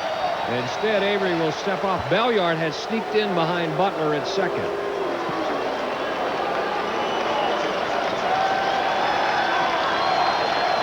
No balls, 2 strikes, no outs, 2 on. Good curveball, just wide. It's 1-2. I bet you miss playing in a spot like this, don't you? Yeah, this was the fun. I always felt this was a reward for 6 months of really working your fanny off. This is what you work for. Not so much to pile up good numbers, but you like that, but you hope a lot of people put together numbers so you can experience the excitement and the thrill of battling for a pennant. On the ground, it's foul, 1-2. But this is the only thing I miss about it. Well, maybe the paycheck. There are 2 things I miss about it.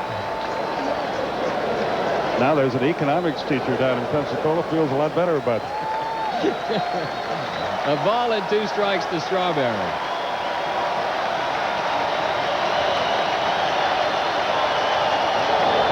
Got him with the fastball. Strikeout number 2 for Avery, and it's a big one. Strength against strength. He swung under that fastball, which means it had a little extra juice on it. And the scouting report on Strawberry is don't let him extend his arms. Avery hit a perfect spot with a good heater. Still 2 more miles to go. He's got Eddie Murray coming up. Eddie has flied to left, almost got all of one, and he's grounded to second. Braves looking for a double play. Good changeup. It's 0-1 to Murray.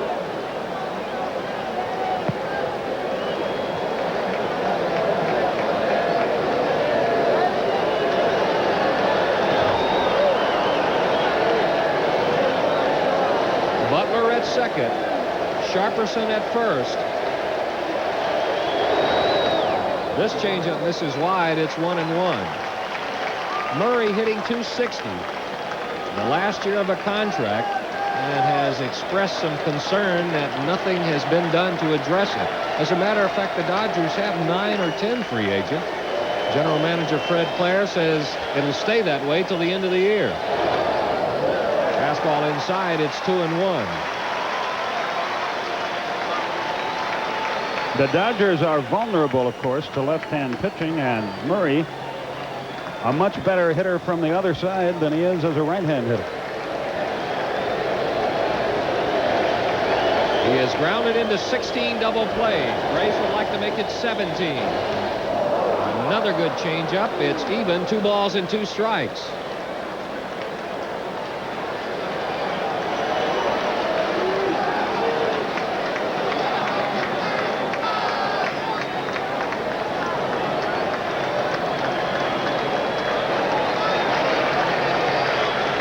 Two balls, 2 strikes, 1 out. Braves lead it 2-0. Just inside with the fastball. That'll run it full. 3-2 to Murray. Boy, he missed, but that was a quality pitch, wasn't it? Look at this. He had him at his mercy, just a fraction of an inch too far inside. What are the chances Murray was looking for that changeup on that one? About 100%, Coach. 3 balls, 2 strikes.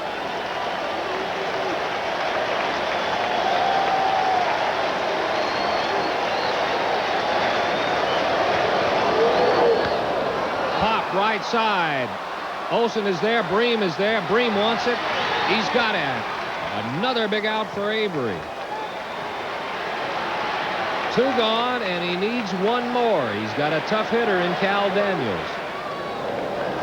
Left fielder, Cal Daniels.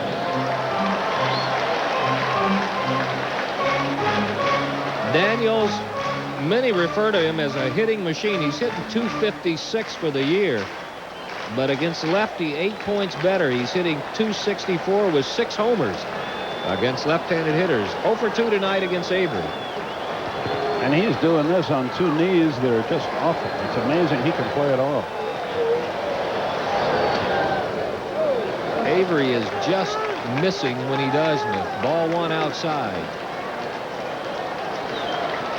Daniels grounded 1 the other way to Pendleton to end the first inning. He hit 1 on the ground to Belliard. 1 back to Murray off the glove. Lemke can't come up with it. That'll load him up.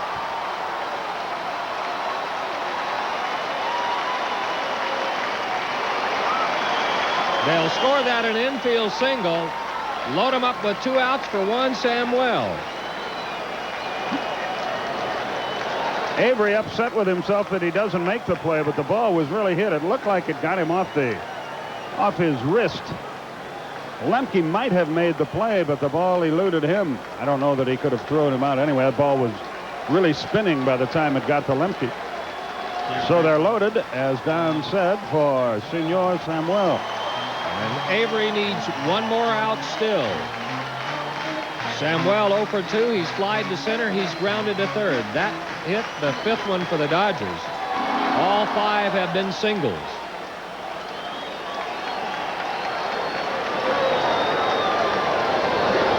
Inside with a fastball. 1-0.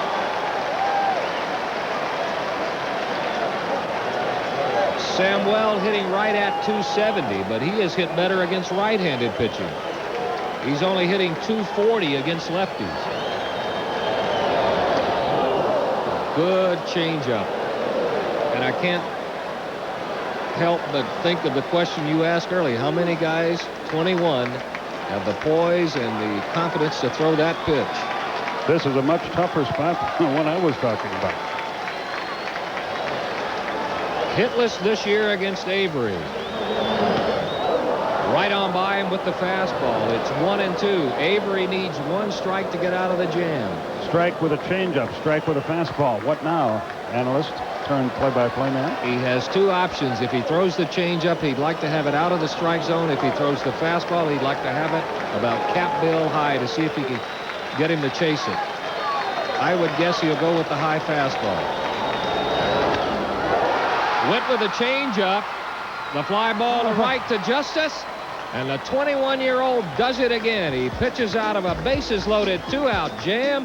And as we head to the 7th, Braves still lead it 2-0.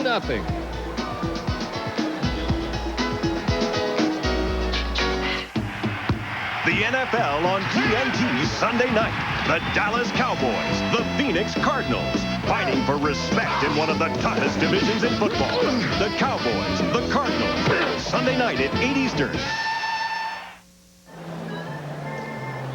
A lot of baseball going on this weekend, but after it's over, flip over to TNT. The Silver Bullet Show will kick it off, the Silver Bullet Stadium Show. That's Sunday, 7:30 p.m. Eastern.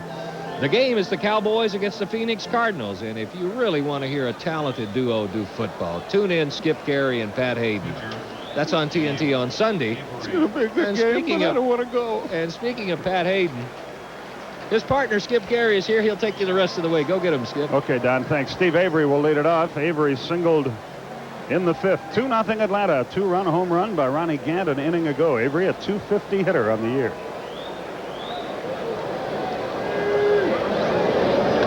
Let up by Belcher upstairs. He's had, as Don pointed out an inning ago, he's getting everything up here lately. That's good news if you're a Braves fan. A little looper into center field. Brett Butler comes on. He's got it, one away. So 1 out in the 7th. 2-0 Atlanta is our score. And here's Lonnie Smith, 0 for 3 on the night. Last night, Lonnie was the big hero, driving in big run after big run. Tonight, it's been Ronnie Gant. Boy, that's how you win pennants, when guys divide it up. You brought up a good point about Avery being up with everything. You remember he's been struggling with the groin pull, and Belcher, that is, and a lot of times when a guy like Belcher pitches successfully, he lands on a soft front leg and kind of glides into it. That allows him to throw the ball down. Now, if he's unable to stretch and extend, it's only natural that he would release the ball a little bit quicker and he'd be up with it. By the way, for you fans watching at home with your tomahawks, we've come up with a new idea for you. The wind and the pitch to Lonnie. He fouls it off his body at home plate, 0-1. As you watch the game on television with your tomahawk, when the Braves are in the field, you still want to use that tomahawk. What you do is, if you want Avery to throw a curveball, you slash your tomahawk down in a curving motion. Change up, you take it halfway, then stop it, and zip it on down. It's tough on your wrist, but you can have a lot of fun. Don showed me how to do the first you lick your fingers and then chop the tomahawk down. We call that the Sutton. The 1-1 pop foul to the right. It's 1-2. 2-0 Atlanta. Our score. First place is up for grabs. Dodgers lead, as you know, I'm sure, by a half game coming into this one. Your heart really couldn't have been in all that football. All this stuff you brought back from over there. A ball and 2 strikes. Got him with a change of pace. Lonnie Smith is out of there. 2 down.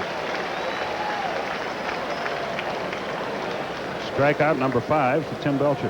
Belcher came into the big leagues with a good fastball and a good breaking ball, but a lot of people think this is the pitch that's made the difference for him. He's worked on the split finger that he uses for an off-speed pitch, and not only does he get it to come up there slower, but as you saw right there, a lot of movement. The bottom just falls out of it. Mark Lemke will be the batter.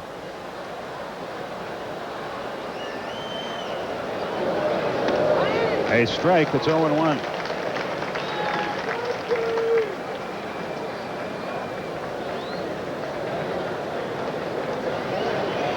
The 0-1. Ball and a strike.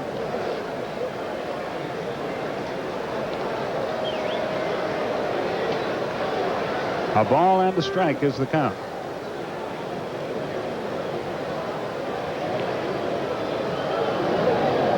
The 1-1 pitch.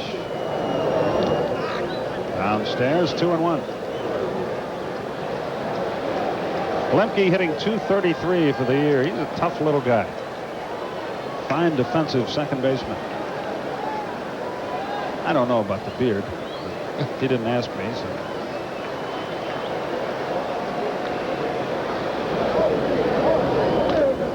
Fastball high and away. It's 2-2. Belcher has pitched a fine ball game in his own right, but Avery's just been a little bit better.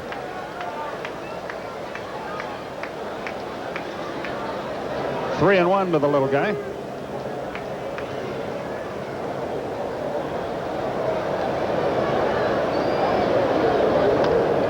And yet another walk. That is 6 of them. Funny, you talk about how the base on balls always come home to roost. Here in a big game, he's got 6 walks, and none of them have been involved in the score. If you just joined us, the Braves scored in the 6th inning. Lemke bounced to short. Pendleton bounced to first. Justice grounded a single to right. And Ron Gant hit number 30 into the left field bleachers about 390 feet away from home plate. And there's the man of the hour for Atlanta fans, Steve Avery, seeking his 17th victory.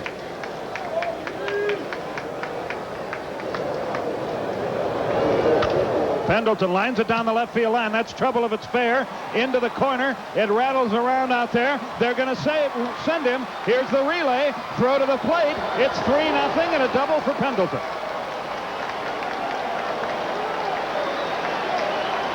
And Lemke runs pretty good, and Jimmy Williams never hesitated, kept him running, and the Braves do what you want to do. They add on and make it 3-zip. We've talked a lot all this year about the character of this ball club. A lot of times, an indication of the character of a ball club is what can they do with 2 outs. Well, all of the Braves' runs tonight have come after 2 are out. A good pitch to Pendleton, out away from him. Didn't try to pull it. Right down the corner, but as you pointed out, the real key right here was the fact that Lemke is running the whole way, got the carom there a little bit away from Daniels, and Jimmy Williams didn't hesitate because Lemke hit third knowing he was going the whole way.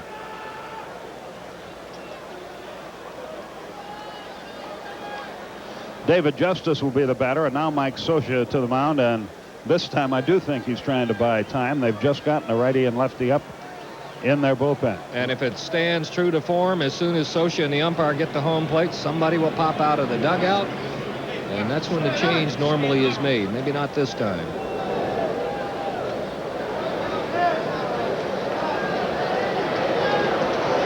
Steve Wilson now the left-hander, and Ron Peronowski coming up.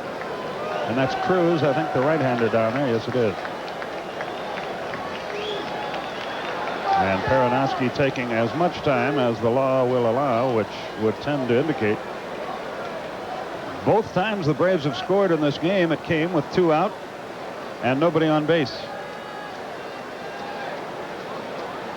Peronowski is talking to Bruce Fleming to take just a little more time. He has not yet made a move. We're in the 7th. It's 3-0, 2 out, a runner in scoring position. Well, Wilson hasn't been throwing that long. The way he is stalling, it would make you think that he wants Wilson to get in a few more pitches before he gets the sign from down there, the cap off that he's ready, and apparently he's gotten it. Yep, here he comes. Steve Wilson will come on in relief of Tim Belcher. Belcher went 6 2/3, has given up 3 runs to this point. The runner in scoring position at second is his responsibility. So there goes Belcher, and here comes Wilson, and we'll be back to Dodger Stadium right after this.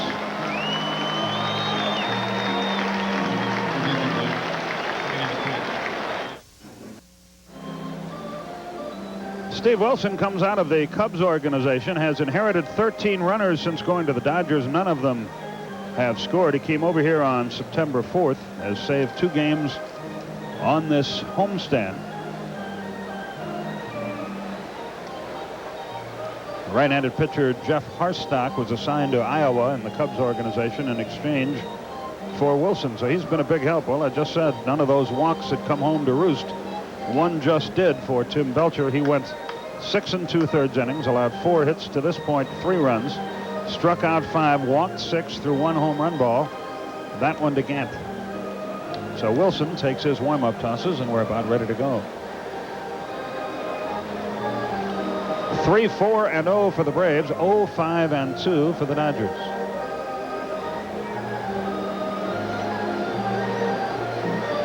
Belcher threw 126 pitches in the game. Those 6 walks took a little out of him. You got to give him some credit. He pitched a fine ball game, and he's playing hurt with that groin pull, but Steve Avery just a better pitcher tonight. And that's his reputation. Belcher is a guy who will go to the post for you, and he's done that ever since coming down from Oakland. Oakland was in a pennant race a few years ago, and they needed a left-hander for their bullpen. Rick Honeycutt was available. Belcher, the player to be named later. Rick Honeycutt has probably done the Braves more harm than anybody else, and not the way he pitched against him, but it was the deal that brought Honeycutt to the Dodgers that made the Braves send Butler and Brooke Jacoby and Rick Bahena away in a deal that didn't work out at all, the Len Barker trade. Here's Justice. You know, he handles left-handers extremely well.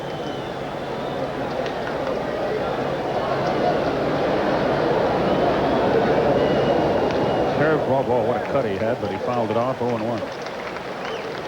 Wilson was one of the more obscure guys in that trade that was made a couple years ago back in '88 when Mitch Williams, Paul Kilgus, Curtis Wilkerson, Luis Benitez, and outfielder Pablo Delgado went to the Cubs. And then Rafael Palmeiro and pitcher Jamie Moyer and Drew Hall all went the other way. So he was a part of that package coming from Texas to Chicago, bounced around in their system for a couple of years before the Dodgers got him.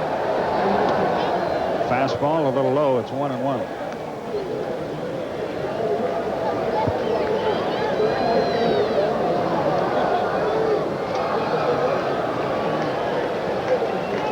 A ball and a strike.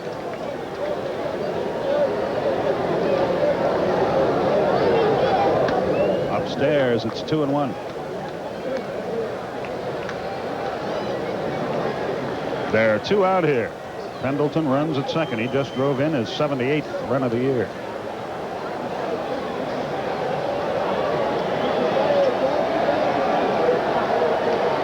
David takes his customary stroll around the batter's box.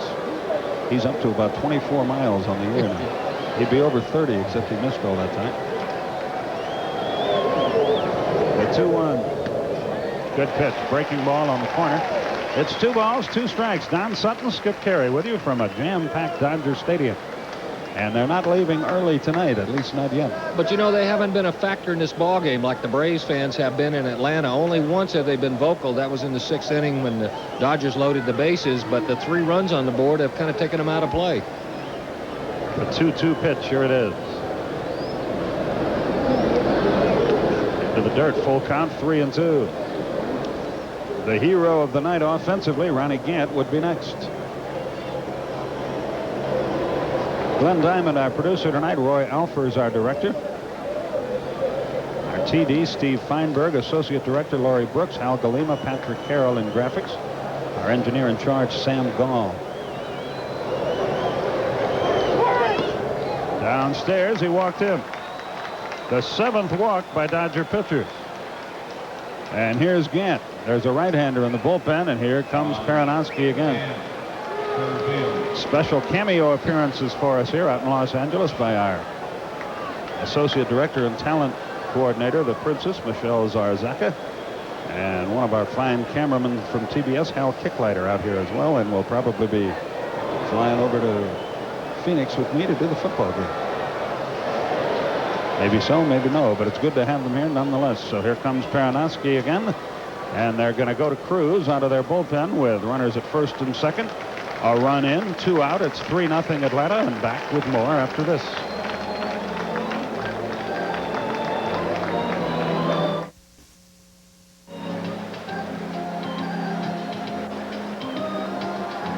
Just an inning ago, this was a 0-0 ball game. As the top of the 6th started out, Lemke bounced to short, Pendleton bounced out, and then high fastball, deep to left field. Gant got all of this one, about 3 rows back into the bleachers, got his 30th, took that monkey off his back, and gave the Braves a 2-0 lead. David Justice singled right before it happened. Right now, he's at first. Pendleton is at second, and Tim Cruz is on to pitch. You see his numbers for the year, and it's a quiet gathering here in Dodger Stadium. Boy, Cruz has been a workhorse for this Dodger bullpen. He has pitched in This is his 57th ball game. Most of the times he's come in, though, Skip, to only give him an inning and a third, something like that. He's been a setup man. Then they would follow with John Candelaria and Jay Howell, and lately Roger McDowell. But he's one of those guys that if you say, Tim, we want you to start tomorrow, he'll do it. If you say we want you to pitch the second inning and take us to the 6th, he'll give it a shot. And even a while this year when the Dodgers didn't have McDowell and they had Jay Howell struggling, he came on and saved a few games for them. Good breaking ball. Ronnie Gant is 1 for 3, but a very, very big hit it was.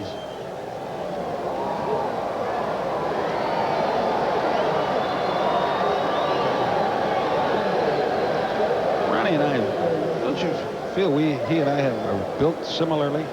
Got the same physique? This Sutton just fell off his chair, folks. What size is your hat? I don't know. I never 7 wore it. 1/4? Yeah, probably something like that. That's what he wears. Yeah, about the same. That's what I meant. No stretch. Low and away, 1 ball, no strikes. Dodger pitchers have issued 7 walks, and they're going to pitch behind here to Ronnie Gant.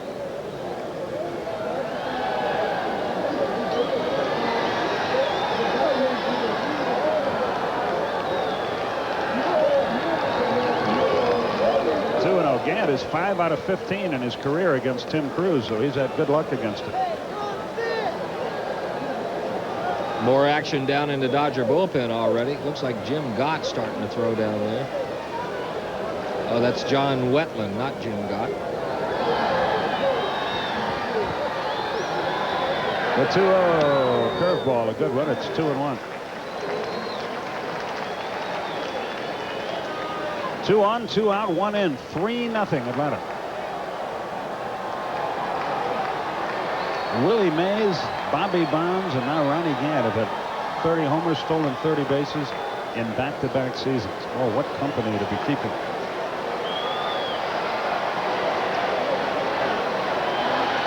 Pendleton leads at second, Justice at first.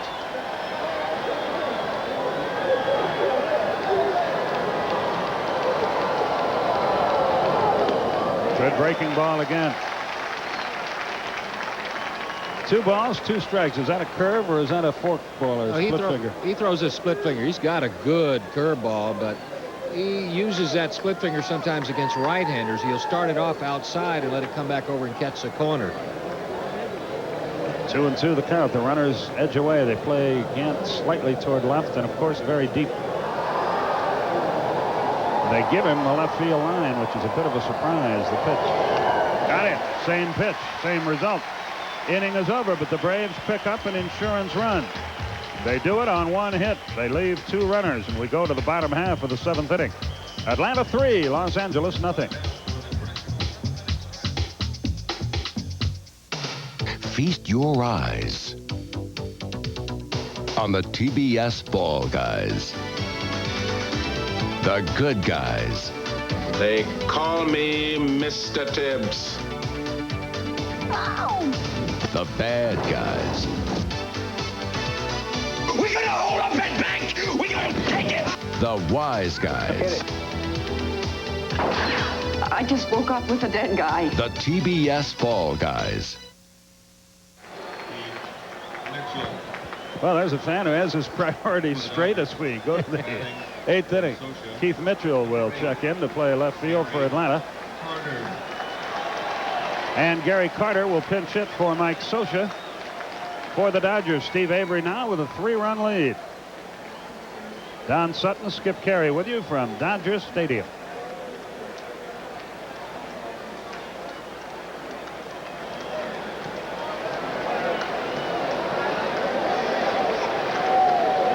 The Braves 6 outs away from first place. Make that 5 outs. Who wants it?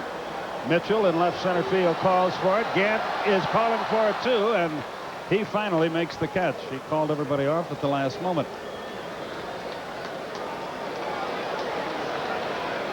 That's right. It's 8 men. Gant is taking charge the whole way. Mitchell was there and could have made the play, but Gant, the angle, the veteran, and I know the youngster in left field could have made the play, but I think that was very smart on his part to let the veteran in center take charge. Here's Griffin. Strike called. Inside corner. It's 0-1. I'm not too excited. I just had Gary Carter pinch hitting for Sid Bream on my score sheet. That doesn't work, does it? Got to turn the thing over every now and then. The pitch fouled away. It's 0-2. You can make deals this late in the year, but Yeah, I don't think that's one that'd be pulled off. 0-2 the count. As Don mentioned the other night, Griffin looks like the Phantom of the Opera up there. Change up outside. You can see how off stride he was, but he hits. He's like a perpetual motion machine. Both feet are moving. He jumps up. He flicks his wrists. Fouls that one away. Took a shot at right field. Defensively, he makes some plays. You wonder how he does them, Skip, because he doesn't have the range that he used to, doesn't have the arm that he used to. But he has great instincts, and he has studied playing shortstop. He knows his pitchers. He's still a great asset for this club. The 1-2. Let up, hit up the middle, base hit. Went to the well once too often, perhaps, with that change. So a runner aboard with 1 out. This thing is far from over.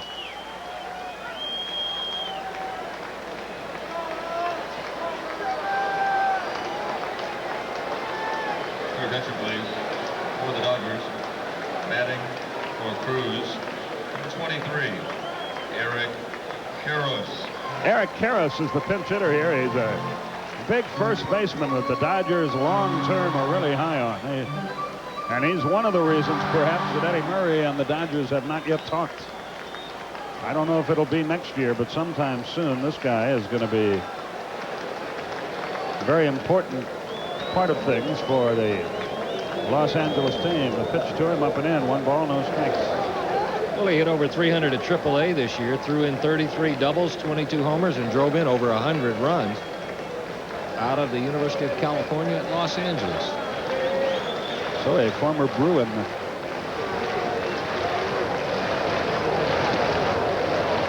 Downstairs, 2-0. Come on, Steve.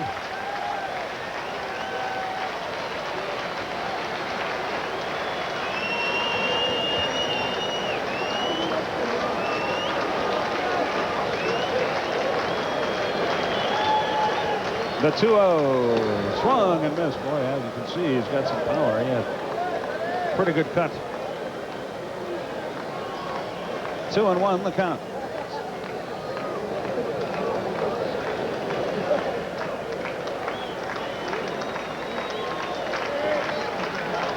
Runner at first, 1 down. High pop foul back and out of play. It's 2-2 now. Did you guys discuss the pregame ceremonies here? No, we didn't, and we were remiss in not doing that, and I'm glad you remembered it and brought it up. They had Vince Scully emceed. They honored some firemen and police officers who were heroes. Some of the honors were posthumously, but others of them were here and talked about what some of these men and women had done, and it just brought tears to your eyes. And here's a big ball game, and I looked in both dugouts, and the players were standing and applauding the officers and their families, and it was really a great moment. Well, there were about 15 or 16. Just one example. 6 police officers were called to a place where there was a fire. They stayed in, soaked themselves, covered their faces, and went through it and scoured the area till they found a kid that was lost in it. High pop right side. Everybody chasing it. It's in foul territory. Lemke on the run. Can't get there. He never knew where the ball was. I don't think he could have made the play anyway. And it was a lady, a police officer, female police officer, was shot in the chest by one of 4 people. Though shot in the chest, she ran down and apprehended the shooter, and then other officers arrested the other 3. She was not expected to live, and she was fit as a fiddle when she walked out here to be honored. To make a long story, Vin, by the way, has a youngster, I believe, involved in law enforcement. I'm sure that's why he lent his name to it, but it was really a great evening and something the Braves should consider, because Los Angeles doesn't have a lock on heroic firemen and policemen. The pitch. Fouled it back. Still 2-2. And it came at a good time, too. The law enforcement agencies in this part of the country, this city, have been drawing a lot of flack this year. Not a whole lot of good for them. And it's nice to see good come in front of a very excited crowd here.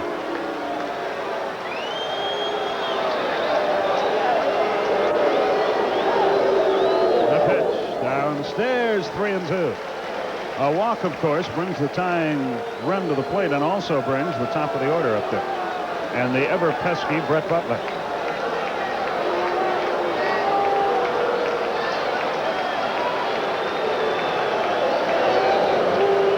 The payoff. Got him. Harris out of there. Was that the change or the curveball? That was the changeup, and that's the pitch they don't throw you in Double-A and Triple-A. A 3-ball and 2-strike. You saw him tell Butler the changeup in a perfect spot. I'm not sure he could have taken it without it being called a strike. But that's the one thing, or one of the things that separates this 21-year-old from most of the others. The crowd noise down below. A fan is being ejected here. I know not why.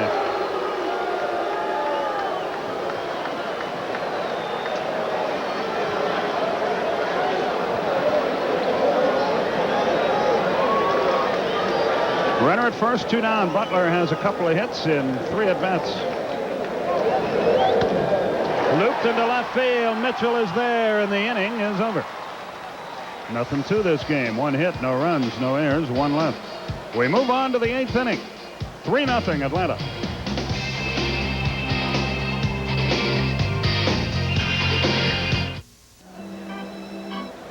Let's have a look at the Delta scoreboard. First in the National League. As we've told you before, it's postponed in Montreal. They probably won't play there anymore. There'll be a doubleheader at Sunday in Chicago. It was Philadelphia over Pittsburgh. Pittsburgh's magic number is 3. Tommy Green got the win. David Cone got his second career 1-hitter. Beat St. Louis 1-0. Houston by 1 over Cincinnati. Bowen the win, Rio the loss. And it was San Diego pounding San Francisco 10-5 up there. McGriff had a homer, and so did Jackson. In the American League, Minnesota 6-4. Aguilera got the save. He has 40. Chicago by 1 over the Angels. Chicago tied it in the 9th. Bo Jackson homered to send it into extra innings. It was Milwaukee over Detroit. Plesac the win. Leiter the loss. Baltimore 2-1 over Cleveland. Malacky got the win. Olsen got his 29th save. In Boston, Clemens got his 17th win. A shutout. Reed homer. That's the difference in the ball game. They're tied at 5 in Oakland. White and Bordens have homered for Toronto. Canseco has hit his 42nd. Kansas City 3-0 over Seattle. The win goes to Boddicker. He's now 12-12. DeLucia gets the loss. He's now 12-11.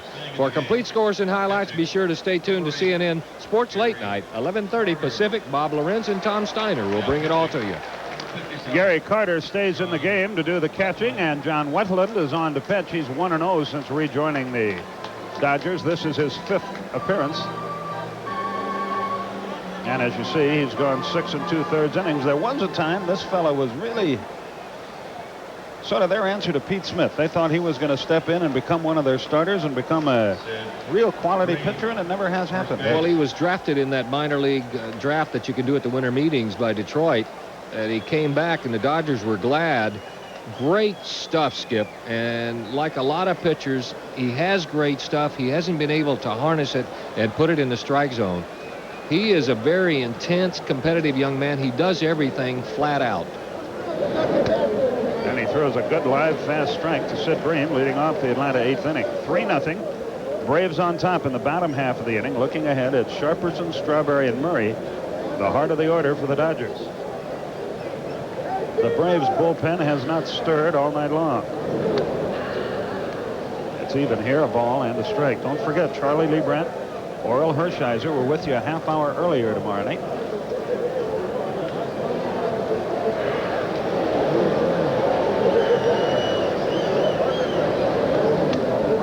On the inside corner, 1-2. And probably in a little bit bigger booth, so we'll have room to put out all those promos so you can read them. Here's the one I'm looking for. It's until Michelle's back, you can't find anything. Ooh, she hit. Sunday. Game time, 4 o'clock Eastern time. Bream fouls it away. You have to look in the schedule almost to find out what comes up after this series. You get so focused on it. But the Reds will be in our place Tuesday night, Wednesday night, Thursday night. We'll have the Tuesday and Thursday games for you. You saw Mike Stanton heating up in the bullpen.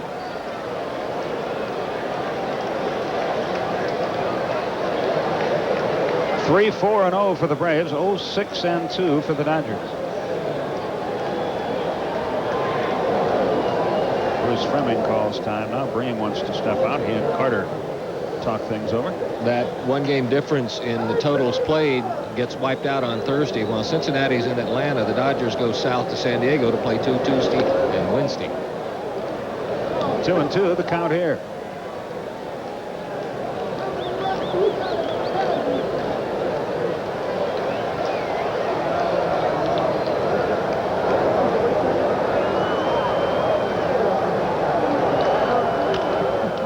Sharply hit the foul pass first. Speaking of that Red Series, Tuesday, Wednesday, and Thursday. For ticket information, 249-6400. If you're in Atlanta, if you're outside the city, 1-800-326-4000. On that Astro Series, you best hurry. They are going like hotcakes. The pitch is into the dirt. It's 3-2. Also, you better hurry on those for Cincinnati, too. There's been a lot of interest and a lot of tickets sold in the last couple of days. And we, again, on behalf of the team, the management, everybody, and the people at TBS, thank the fans for their tremendous support. They have been great. We're going to go over 2 million with ease, and wait till next year. The 3-2 pitch. He walked him, and a good start to the 8th. That is the 8th walk surrendered by Dodger pitcher Greg Olson. Greg Olson is the batter. He has walked twice and flied to center. We mentioned last night, and I think it bears repeating, he has really taken one for the team. He is catching every day. He's struggling at the bat. It hasn't affected his catching one iota. Nor has it affected his personality, his attitude, his approach to coming to the park and playing. He plays baseball like an excited little kid. I guess that's the one good thing about spending 8 or 9 years in the minor leagues. When you make it up to the show, you really learn to appreciate all of it. The fans are beginning their departure here in Dodger Stadium in droves. I wish I were as confident as the outcome, as are they. Throw to first, runner back.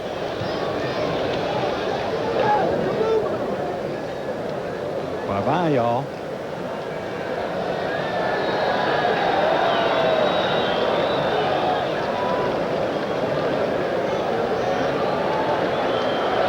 The 1-0 pitch. And the count evens at a ball and a strike.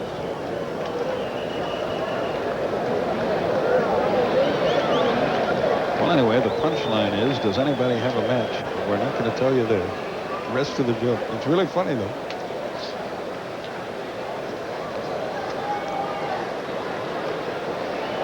If you want the rest of the joke, you have to write to Glenn Diamond. He'll give you a handwritten answer. The 1-1 pitch.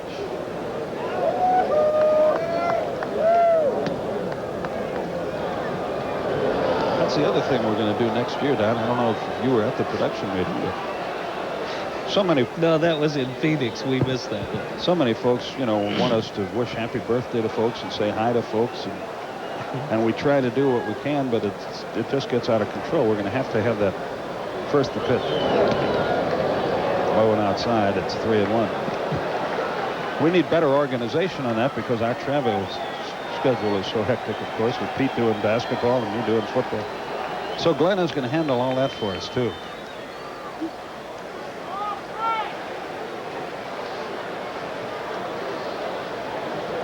We're not going to start that until next year.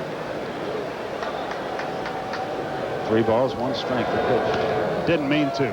Back to Wetland. He'll go to second and out there, and that's the only one he'll get. Tough break there for Olson. Tried to stop his swing, could not. So Bream is retired. Olson is at first, and here's Rafael Belliard, and Steve Avery will move on deck, I would guess. Belliard, shortstop.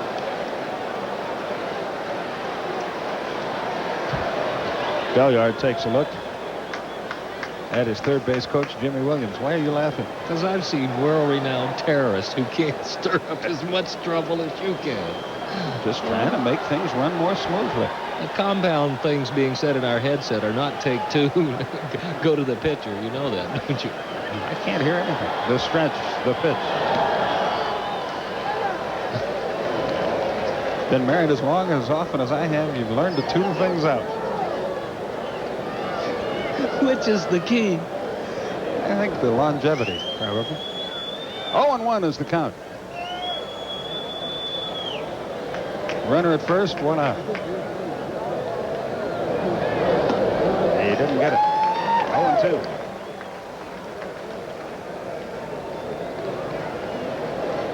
Avery, 1 out of 3 tonight, waits on deck.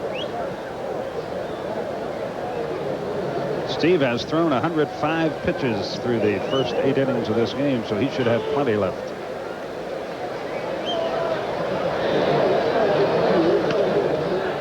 Belliard fouls it away. Avery in his 32nd start, seeking his 3rd complete game.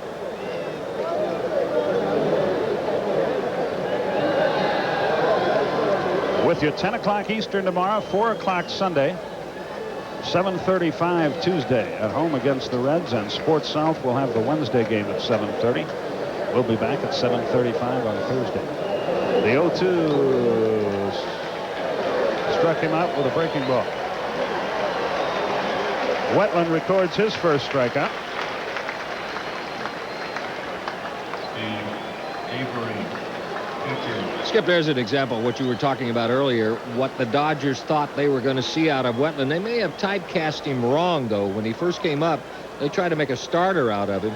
He did most of his best pitching this year at AAA in a relief role, put together some pretty impressive numbers, and you got a chance to see in that one at-bat against Belliard the good fastball and the good curveball that he does have. The stretch, the pitch. Fastball up and in, 1 ball, no strikes. I wonder if the Braves would try that with Pete Smith. The first thing that comes to your mind is the terrible trouble he always has in the first inning, which certainly does not augur well for a reliever. But maybe if they used him in that role, it wouldn't hurt to try it. Well, up in Oakland, there's a good example. Oh, boy. To Dennis Eckersley. Downstairs, it's 2-0.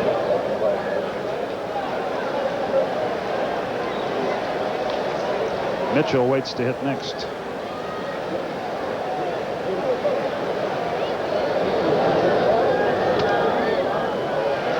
There's a strike. It's 2-1. If Olson were at second or third, I wouldn't mind a little bit of a different approach here, but I'll tell you, I also wouldn't mind seeing Steve Avery take 3 and get on with the business of pitching. He's going to do even better than that. The inning is over. We go to the bottom half of the 8th inning.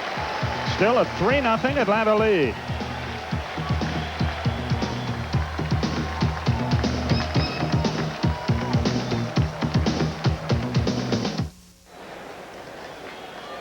Bottom half of the 8th inning. The heart of the order for the Dodgers here. Sharperson, Strawberry, and Murray will be the first 3. Sharperson has sacrificed, fly to right, and single to right. He came into the game hitting .331 against lefties. He is now 4 out of 13 in his career against Steve Avery.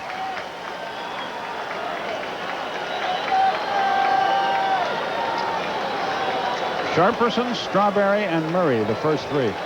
Don Sutton, Skip Caray with you.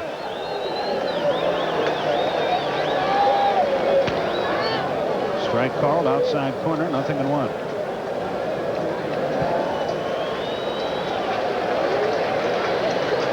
This is a real key inning for Avery and for the Braves. You have the heart of the order basically coming up here in the 8th. You would certainly like to go through the 9th without having to face them. Fly ball, right field. There's an easy first out, or should be. David Justice puts it away. Now 5 outs to go. Here's Strawberry.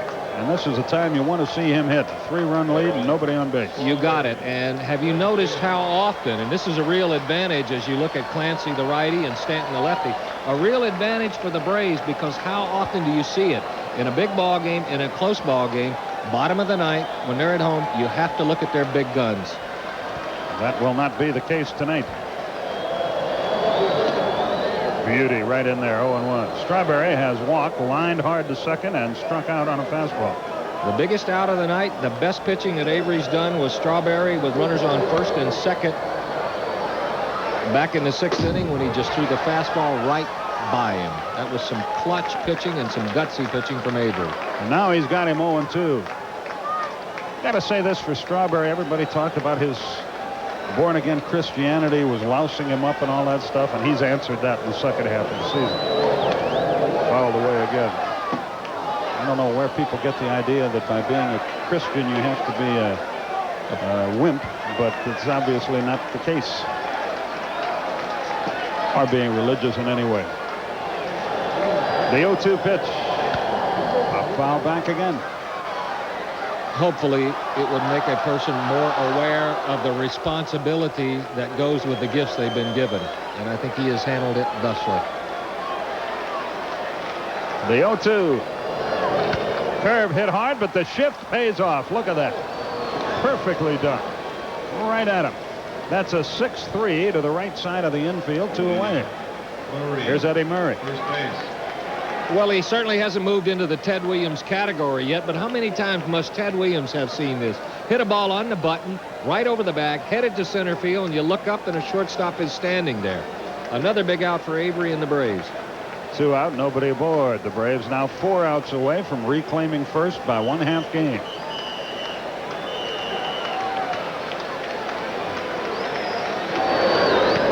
I'll tell you what a win here means, at least in my opinion. A win here means that the Atlanta Braves will be in the pennant race to virtually the last day of the year. If the Dodgers sweep you and you go out of here 3.5 games behind, well, then they have all the momentum and it might be a little tough. Boy, he buzz-bombed that fastball. A ball and a strike. If the Braves sweep, they'd be up 2.5. If nobody sweeps, then you got a pennant race, I think, till the last weekend of the season. And that's the way most of the players feel, too. 2-1 the count. Even as confident as he has sounded and as vocal as Brett Butler has been, even he has been quoted as saying he doesn't think this will be decided till the last weekend. The 2-1 pitch. Ground ball, sharply hit. Can Pendleton throw him out? What a play. What a play, and the inning is over. That, folks, is Major League Baseball at its best. And the 21-year-old kid and the veteran third baseman combined to shut him down in the 8th.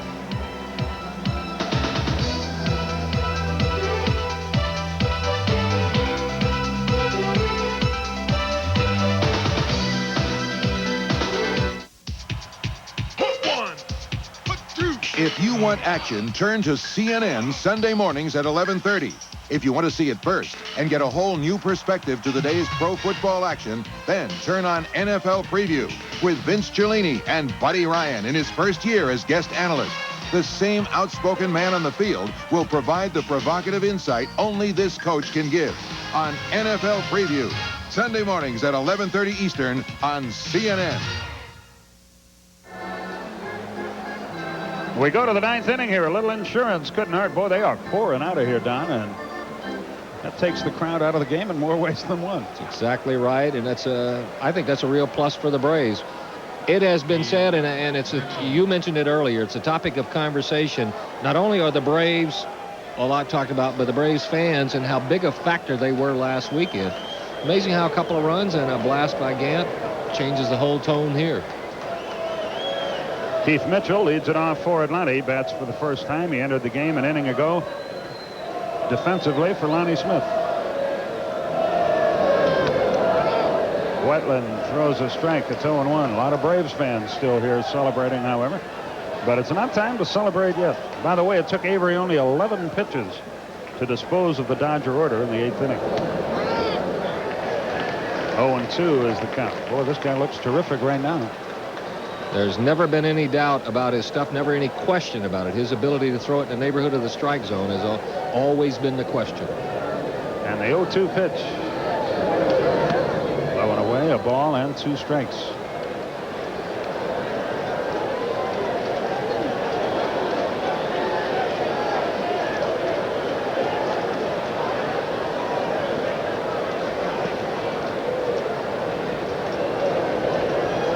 Kathleen Caffey here rooting for the Braves.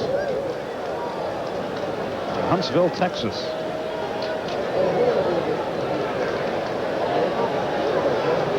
Buck Lanford here rooting for the Braves as well. Clint and Cindy Harkins flew out from Marietta to take in the weekend series.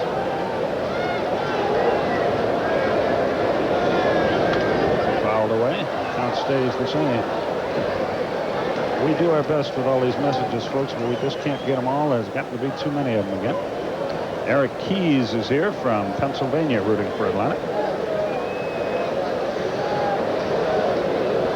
2 balls, 2 strikes. Looking ahead to the bottom half of the 9th inning, the Dodgers are scheduled to send Daniels, Samuel, and Carter to the plate against Steve Avery. Did he go? No. And the count runs full, 3-2. Ronnie Gant and Steve Avery have been the story tonight. And if things wind up the way they look like they're gonna, Don will visit with both of them after the game, so stay tuned for that. Mitchell draws a walk to start the 9th, and that is the 9th walk of the night for Dodger pitchers, and that is not the way you pitch when you're in a crucial series in the pennant race. And that's certainly not one of the ways taught in this organization from day one. Everybody trains together, they eat together, they play together at Dodgertown, and one of the first bits of conversation you have with their pitching coach is it's really important to throw a strike. And you see it doesn't happen very often.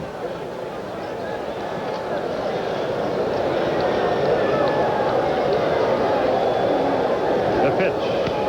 Wanted foul. Lemke trying to move him over as the Braves try to add on.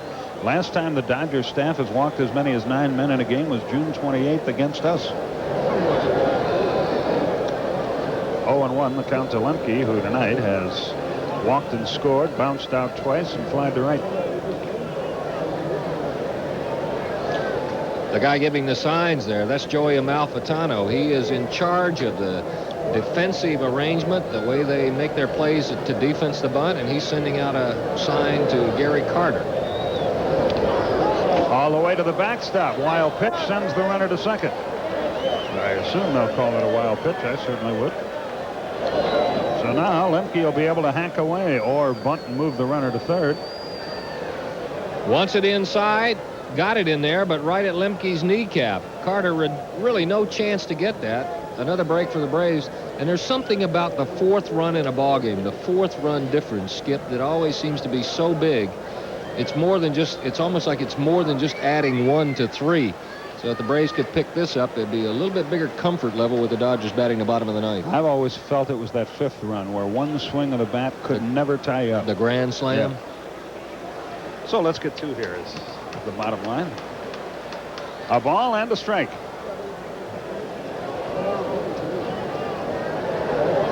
See if he still tries to move him over. He's got a hack, and that almost got it. 2 balls and a strike.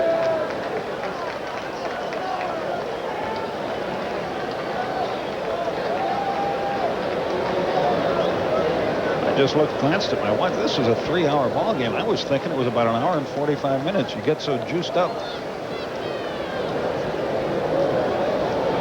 2 balls, 1 strike.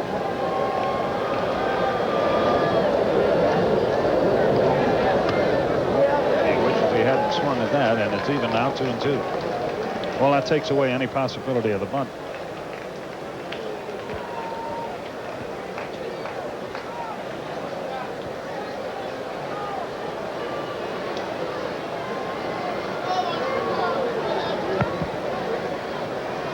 The 2-2 to Lemke. Hit hard but foul past first. Mitchell rounds third, but he'll have to jog back to second base. The Brewers beat the Tigers 8-5.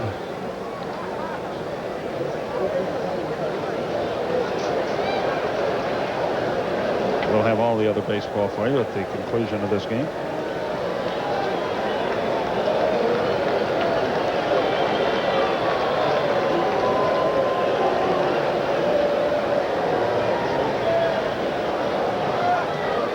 The 2-2 pitch. High pop, short left field. Daniels is there, and there's the first out of the inning, and Lemke upset with himself that he wasn't able to pull the ball and get the runner to third. Here's Pendleton and then Justice.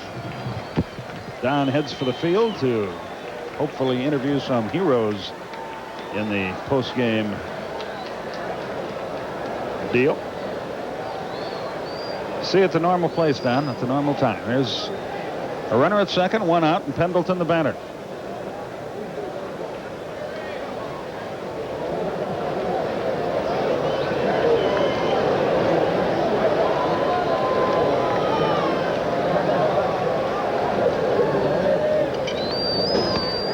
Breaking ball for a strike. Pendleton 1-for-3 with a walk. They hit a big one, a seventh inning double that plated our third run.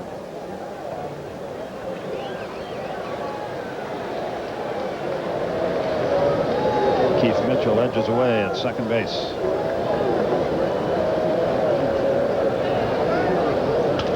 Little looping pop fly, short left field. Everybody chasing it. That ball is going to drop for a hit. Runners will be at first and third. A little bloop, but it counts. And here's Justice with a chance to ice this baby up. Here's another look. It was a curveball. He went down, didn't get much of it, but got enough. And here comes Ron Peronowski again. They have a left-hander in the bullpen. Here's Mitchell. Good job of base running. He had to make sure that ball was going to drop. He knew he had no chance to score. And Peronowski is going to apparently make yet another move, and that's the situation. So Wetland is through. And he leaves with runners at first and third and one out, and Dennis Cook will come out of the bullpen. The left-hander will face David Justice. Wetland doesn't last the inning, but looked very effective nonetheless. We'll be back to Dodger Stadium with runners at first and third and one out right after this. 25, Dennis Cook. John Travolta. Sandy. Olivia Newton-John.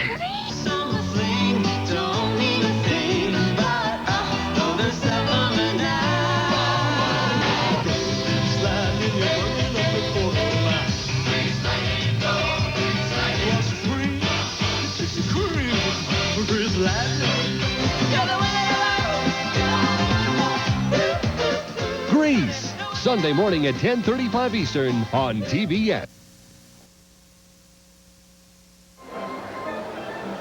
Dennis Cook takes his warm-up tosses and gets ready to face a guy nobody likes to face, and that's David Justice. Cook, no record, a great earned run average. In 11 and a third innings. Justice, then Gant, due up there for Atlanta.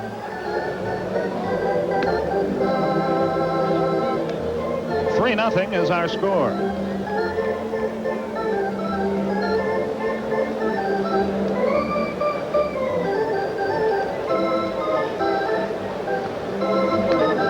Cook allowed one unearned run in 2 innings against Atlanta on Sunday. He was 1-3 with a 2.49 earned run average in 7 starts at San Antonio. Overall, he's been in 18 games for the Dodgers with that outstanding earned run average. And Justice will face it.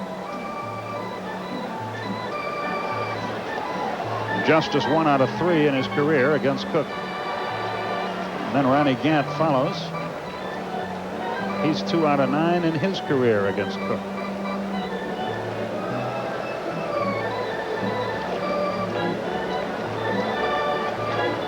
Remember, Don Sutton will be on the field to visit with Ronnie Gant and Steve Avery if things work out the way we hope they do. Cook has spent time in the Giants and Phillies organizations before coming over to the Dodgers last year.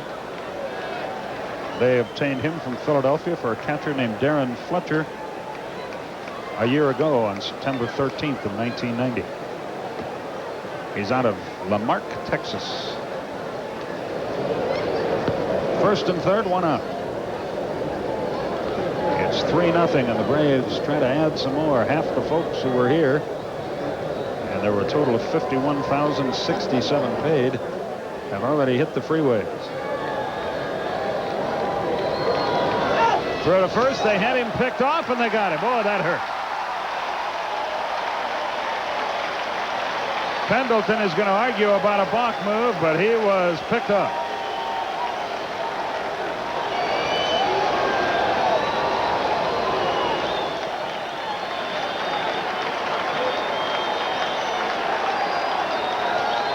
Well, that's a pretty good move. The question is, did he bring his foot back behind, his front foot back behind the other? And I don't think he did. So now Justice hits with 2 outs. Breaking ball is outside. 1 ball, no strikes.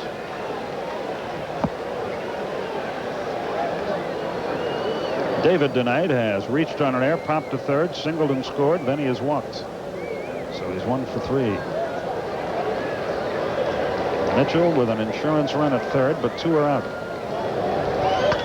There's a high drive to right field. Back goes Strawberry in the corner at the wall. He leaps. It's a foul ball, and he was unable to make the catch.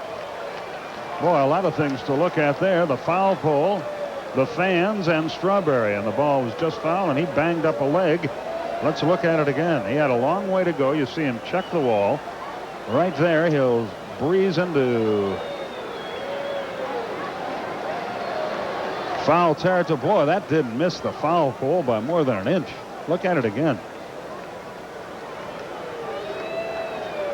Well, maybe by about 6 inches. Justice just missed a 2-run homer.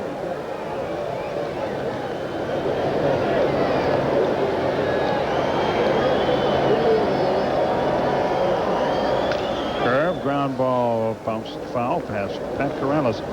Pat, the former catcher, doesn't challenge too many of those grounders that are hit in his direction. 1-2 is the count.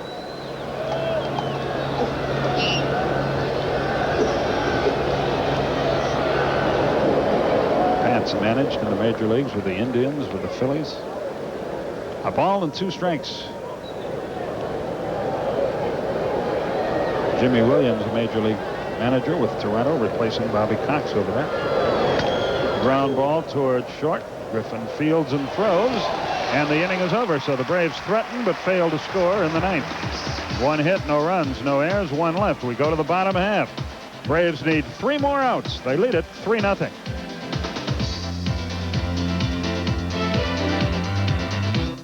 Saturday is the day when the threats will end, the cheap shots will cease, and the rumble begins. Mr. Hughes, Barry Windham, the grudge match. Fasten your TV, because there'll be a whole lot of shaking going on. World Championship Wrestling, Saturday at 6 Eastern on TBS. Cal Daniels will lead off the bottom half of the 9th inning for the Dodgers. It's 3-0 Atlanta. Steve Avery has pitched himself a classic. Alejandro Pena now up in the Atlanta bullpen.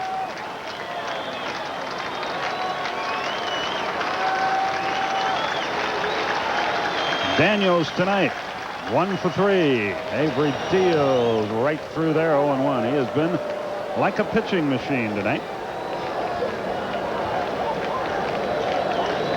He has struck out 3. Fouled back out of play, 0-2.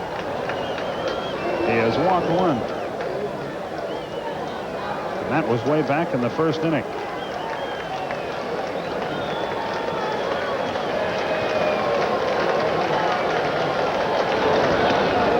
Curve stayed high. A ball and 2 strikes.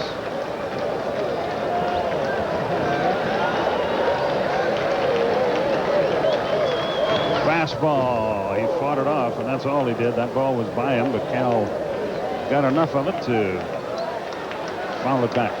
Still a ball, 2 strikes.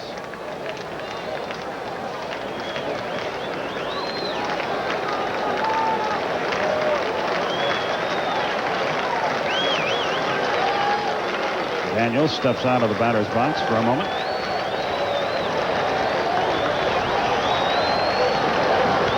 High pop foul coming back. Olson gives it a look, but he has no play. That's 122 pitches in the game for Steve Avery.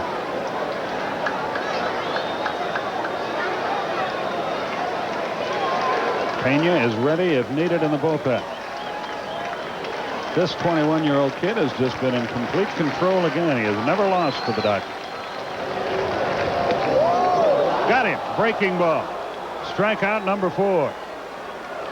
He took a little off and caught him looking, one away. So Daniels is out of there. Take a look.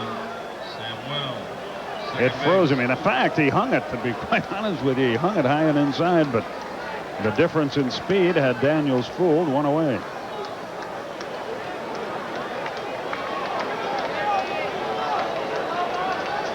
Samuel is 0 for 3. He's hit the ball hard once, a line drive to center field his first time. Upstairs, 1 ball, no strikes. Don't forget Don Sutton down on the field. He'll interview a couple of our heroes for you if the Braves can close this one out. Just missed inside. Base runners we don't want. 2 balls, no strikes. Braves lost the first 2 games of this road trip in San Francisco. 1-2 in San Diego. Lead here. There's a strike. It's 2-1.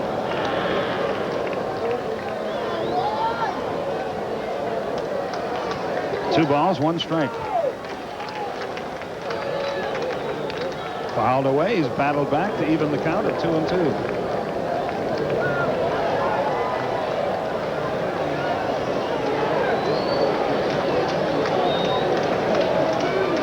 Two balls, 2 strikes.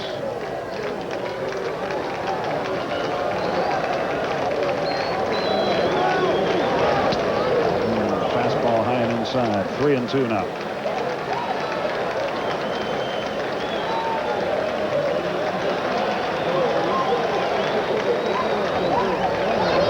There's a line drive left field. Mitchell coming on. He's there. 2 down. That ball was really sucked. 2 down.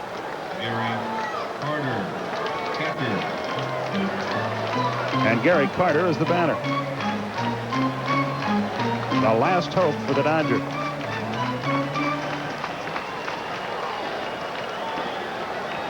Carter has batted once in the game. He flied to center, pinch hitting for Socha back in the 7th. Same 2 teams tomorrow night. Lee Brandt against Hershiser. We'll have it for you a half hour earlier. Outside, 1 ball, no strikes.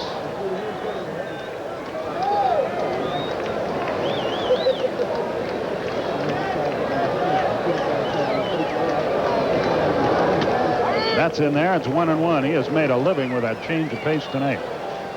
This is Avery's 32nd start. It would be his 3rd complete game. It would be his first shutout.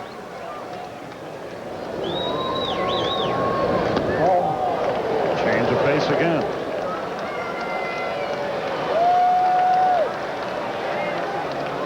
He recorded 1 shutout last year. A ball and 2 strikes.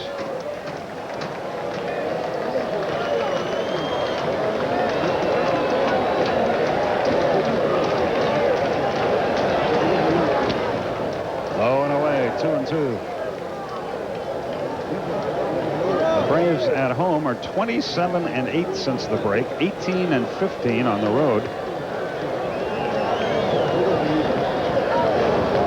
And that's it, baby. It is history. Carter is out on strikes. Strikeout number 5 for Steve Avery, and the Braves are in first place again as they beat the Dodgers 3-0 in the first game of this 3-game series, and a mob scene out there as high fives are exchanged all the way around. Avery pitches 9 innings brilliantly, and the Braves have themselves a win. And Tommy Lasorda and his troops will have to hope for better things tomorrow. But if Charlie Leibrandt pitches the way Steve Avery did, you got to like your chances in the game tomorrow night. That's a happy group of Atlanta Braves, and an especially happy Steve Avery. The Braves now go to 85 and 63. The Dodgers are 85 and 64. So the Braves lead by a game on the loss side and a half game in the standing. 3-0 is our final score here. 3-5-0 for the Braves, 0-6-2 for the Dodgers. Avery gets the win. He is 17 and 8 for the year. 3-0 this year, 5-0 lifetime against the Dodgers. Tim Belcher is the loser. His record goes to 9-9. 1-2 this year and 5-3 lifetime against the Atlanta team. Steve Avery, unofficially, 134 pitches in the game.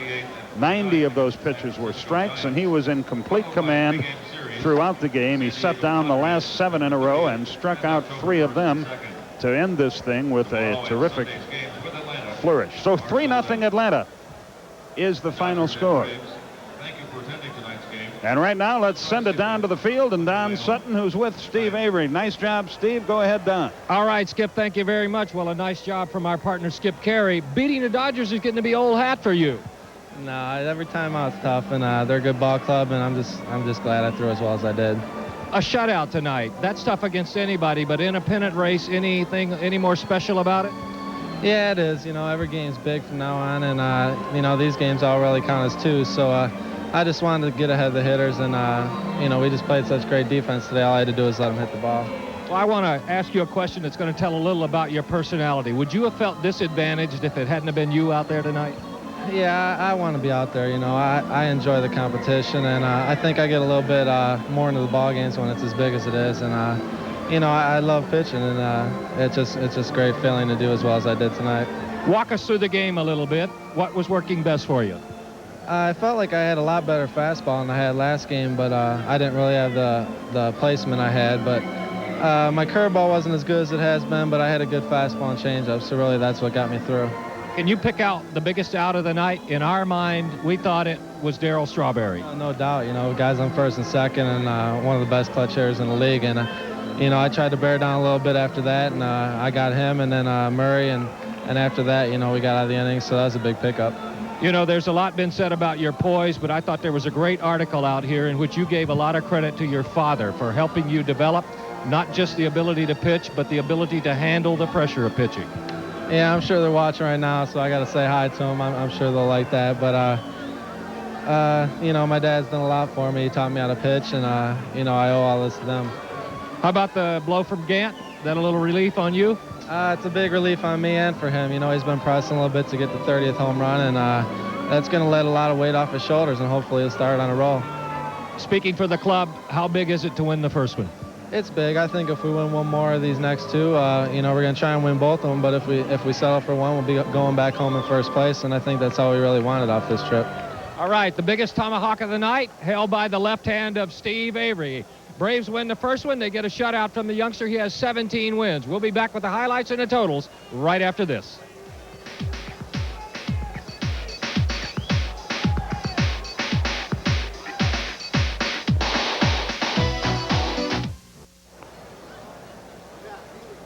Okay, let's run through the totals again. For Atlanta, 3 runs, 5 hits, no errors. The Braves left 10. For Los Angeles, no runs, 6 hits, 2 errors. They left 7.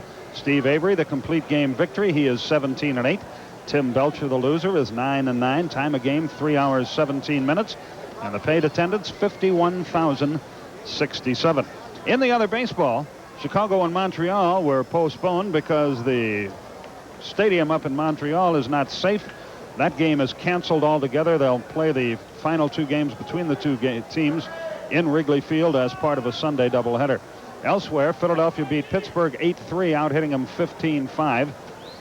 Tomlin, the loser, Tommy Green, the former Brave, got the win, and he's now 12 and 7 for the year. Dickie Thon hit his 9th home run of the season.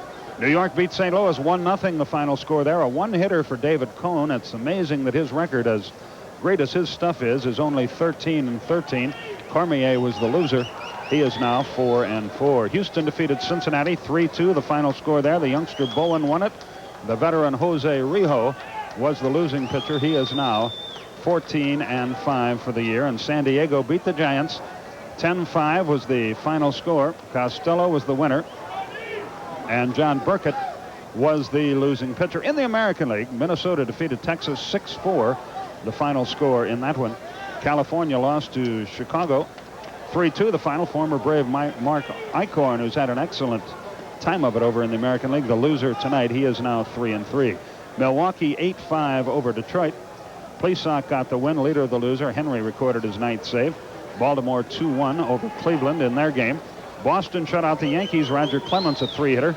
2-0 the final there. Toronto and Oakland in a tie, and Kansas City defeated Seattle. The final score in that game was 3-0. Okay, Ronnie Gant has now joined Don Sutton down below, so let's send it to those two. Don, go ahead. Well, we do have Ron Gant with, as you might imagine, Skip. He's popular with everybody tonight. Number 30 took a little while coming. Could have been any bigger. Well, you know, that was a pretty clutch situation to do it. I mean, runs were getting tough to come by, and it was getting late in the game. And, you know, that's the reason why all the emotion came out. Plus, it was my 30th, and, you know, I'm in a pretty elite club right now, so I'm very happy. That's pretty nice company. One thing that we have all admired is that it has not affected your defensive play. It hasn't affected your base runner. How have you managed to keep that separate? Well, it's kind of tough. I mean, but, you know, I've worked to be an all-around player, and I think each day that I go out there and play defense, I get better. And, of course, I'm capable of swinging the bat. So I'm trying to, you know, put myself together right now and be a pretty good ball player. A hero a day, that's the way it's been for the Braves. Does that give them a little advantage? Well, I think, you know, the way our team is right now, it takes everybody. And I think each day that, you know, each ball game that we win, it's always a different guy to contribute. And I think that's what gets teams to the playoffs and to the World Series. When in the next couple of weeks do you see this all being decided? Well, it's hard to say right now. I mean, I hadn't really gone through this. So, you know, hopefully it could be decided sooner than what we expected and for us to be on top of everything. But, you know, it's going to go down to the wire, I think. And it's going to be a tough road ahead of us. Well, I know everybody wants to talk to you. One final question. Is there an advantage, the fact that one club has had experience and some of you have not? There's a lot being made about this. Well, the way we're playing right now, I mean, you know, we have guys like Terry Pendleton, Lonnie Smith. He's doing a job for us right now, and Sid Bream. These guys have been in the playoffs before, and, you know, we're getting the same type of attitude that it takes to win from those guys, and I don't think experience is any problem for us right now. All right, only Bonds and Mays have 30 homers and 30 steals in consecutive years. Skip, back to you. Okay, Don, nice going, Ronnie Gant. Congratulations. 3-0 Atlanta, our final score. Same two teams tomorrow, 10 o'clock Eastern time. Charlie Liebrandt for Atlanta. Orel Hershiser will pitch for the Dodgers. Coming up next on TBS, the movie presentation Scalpel. Robert Lansing plays a plastic surgeon who makes a topless dancer look like his runaway daughter so he can get his hands on her inheritance. I just read them, folks. That's coming up next. Scalpel with Robert Lansing. For Don Sutton, for Pete Van Wieren, for whoever wrote that, Skip Caray from Dodger Stadium. See you tomorrow. So long, everybody.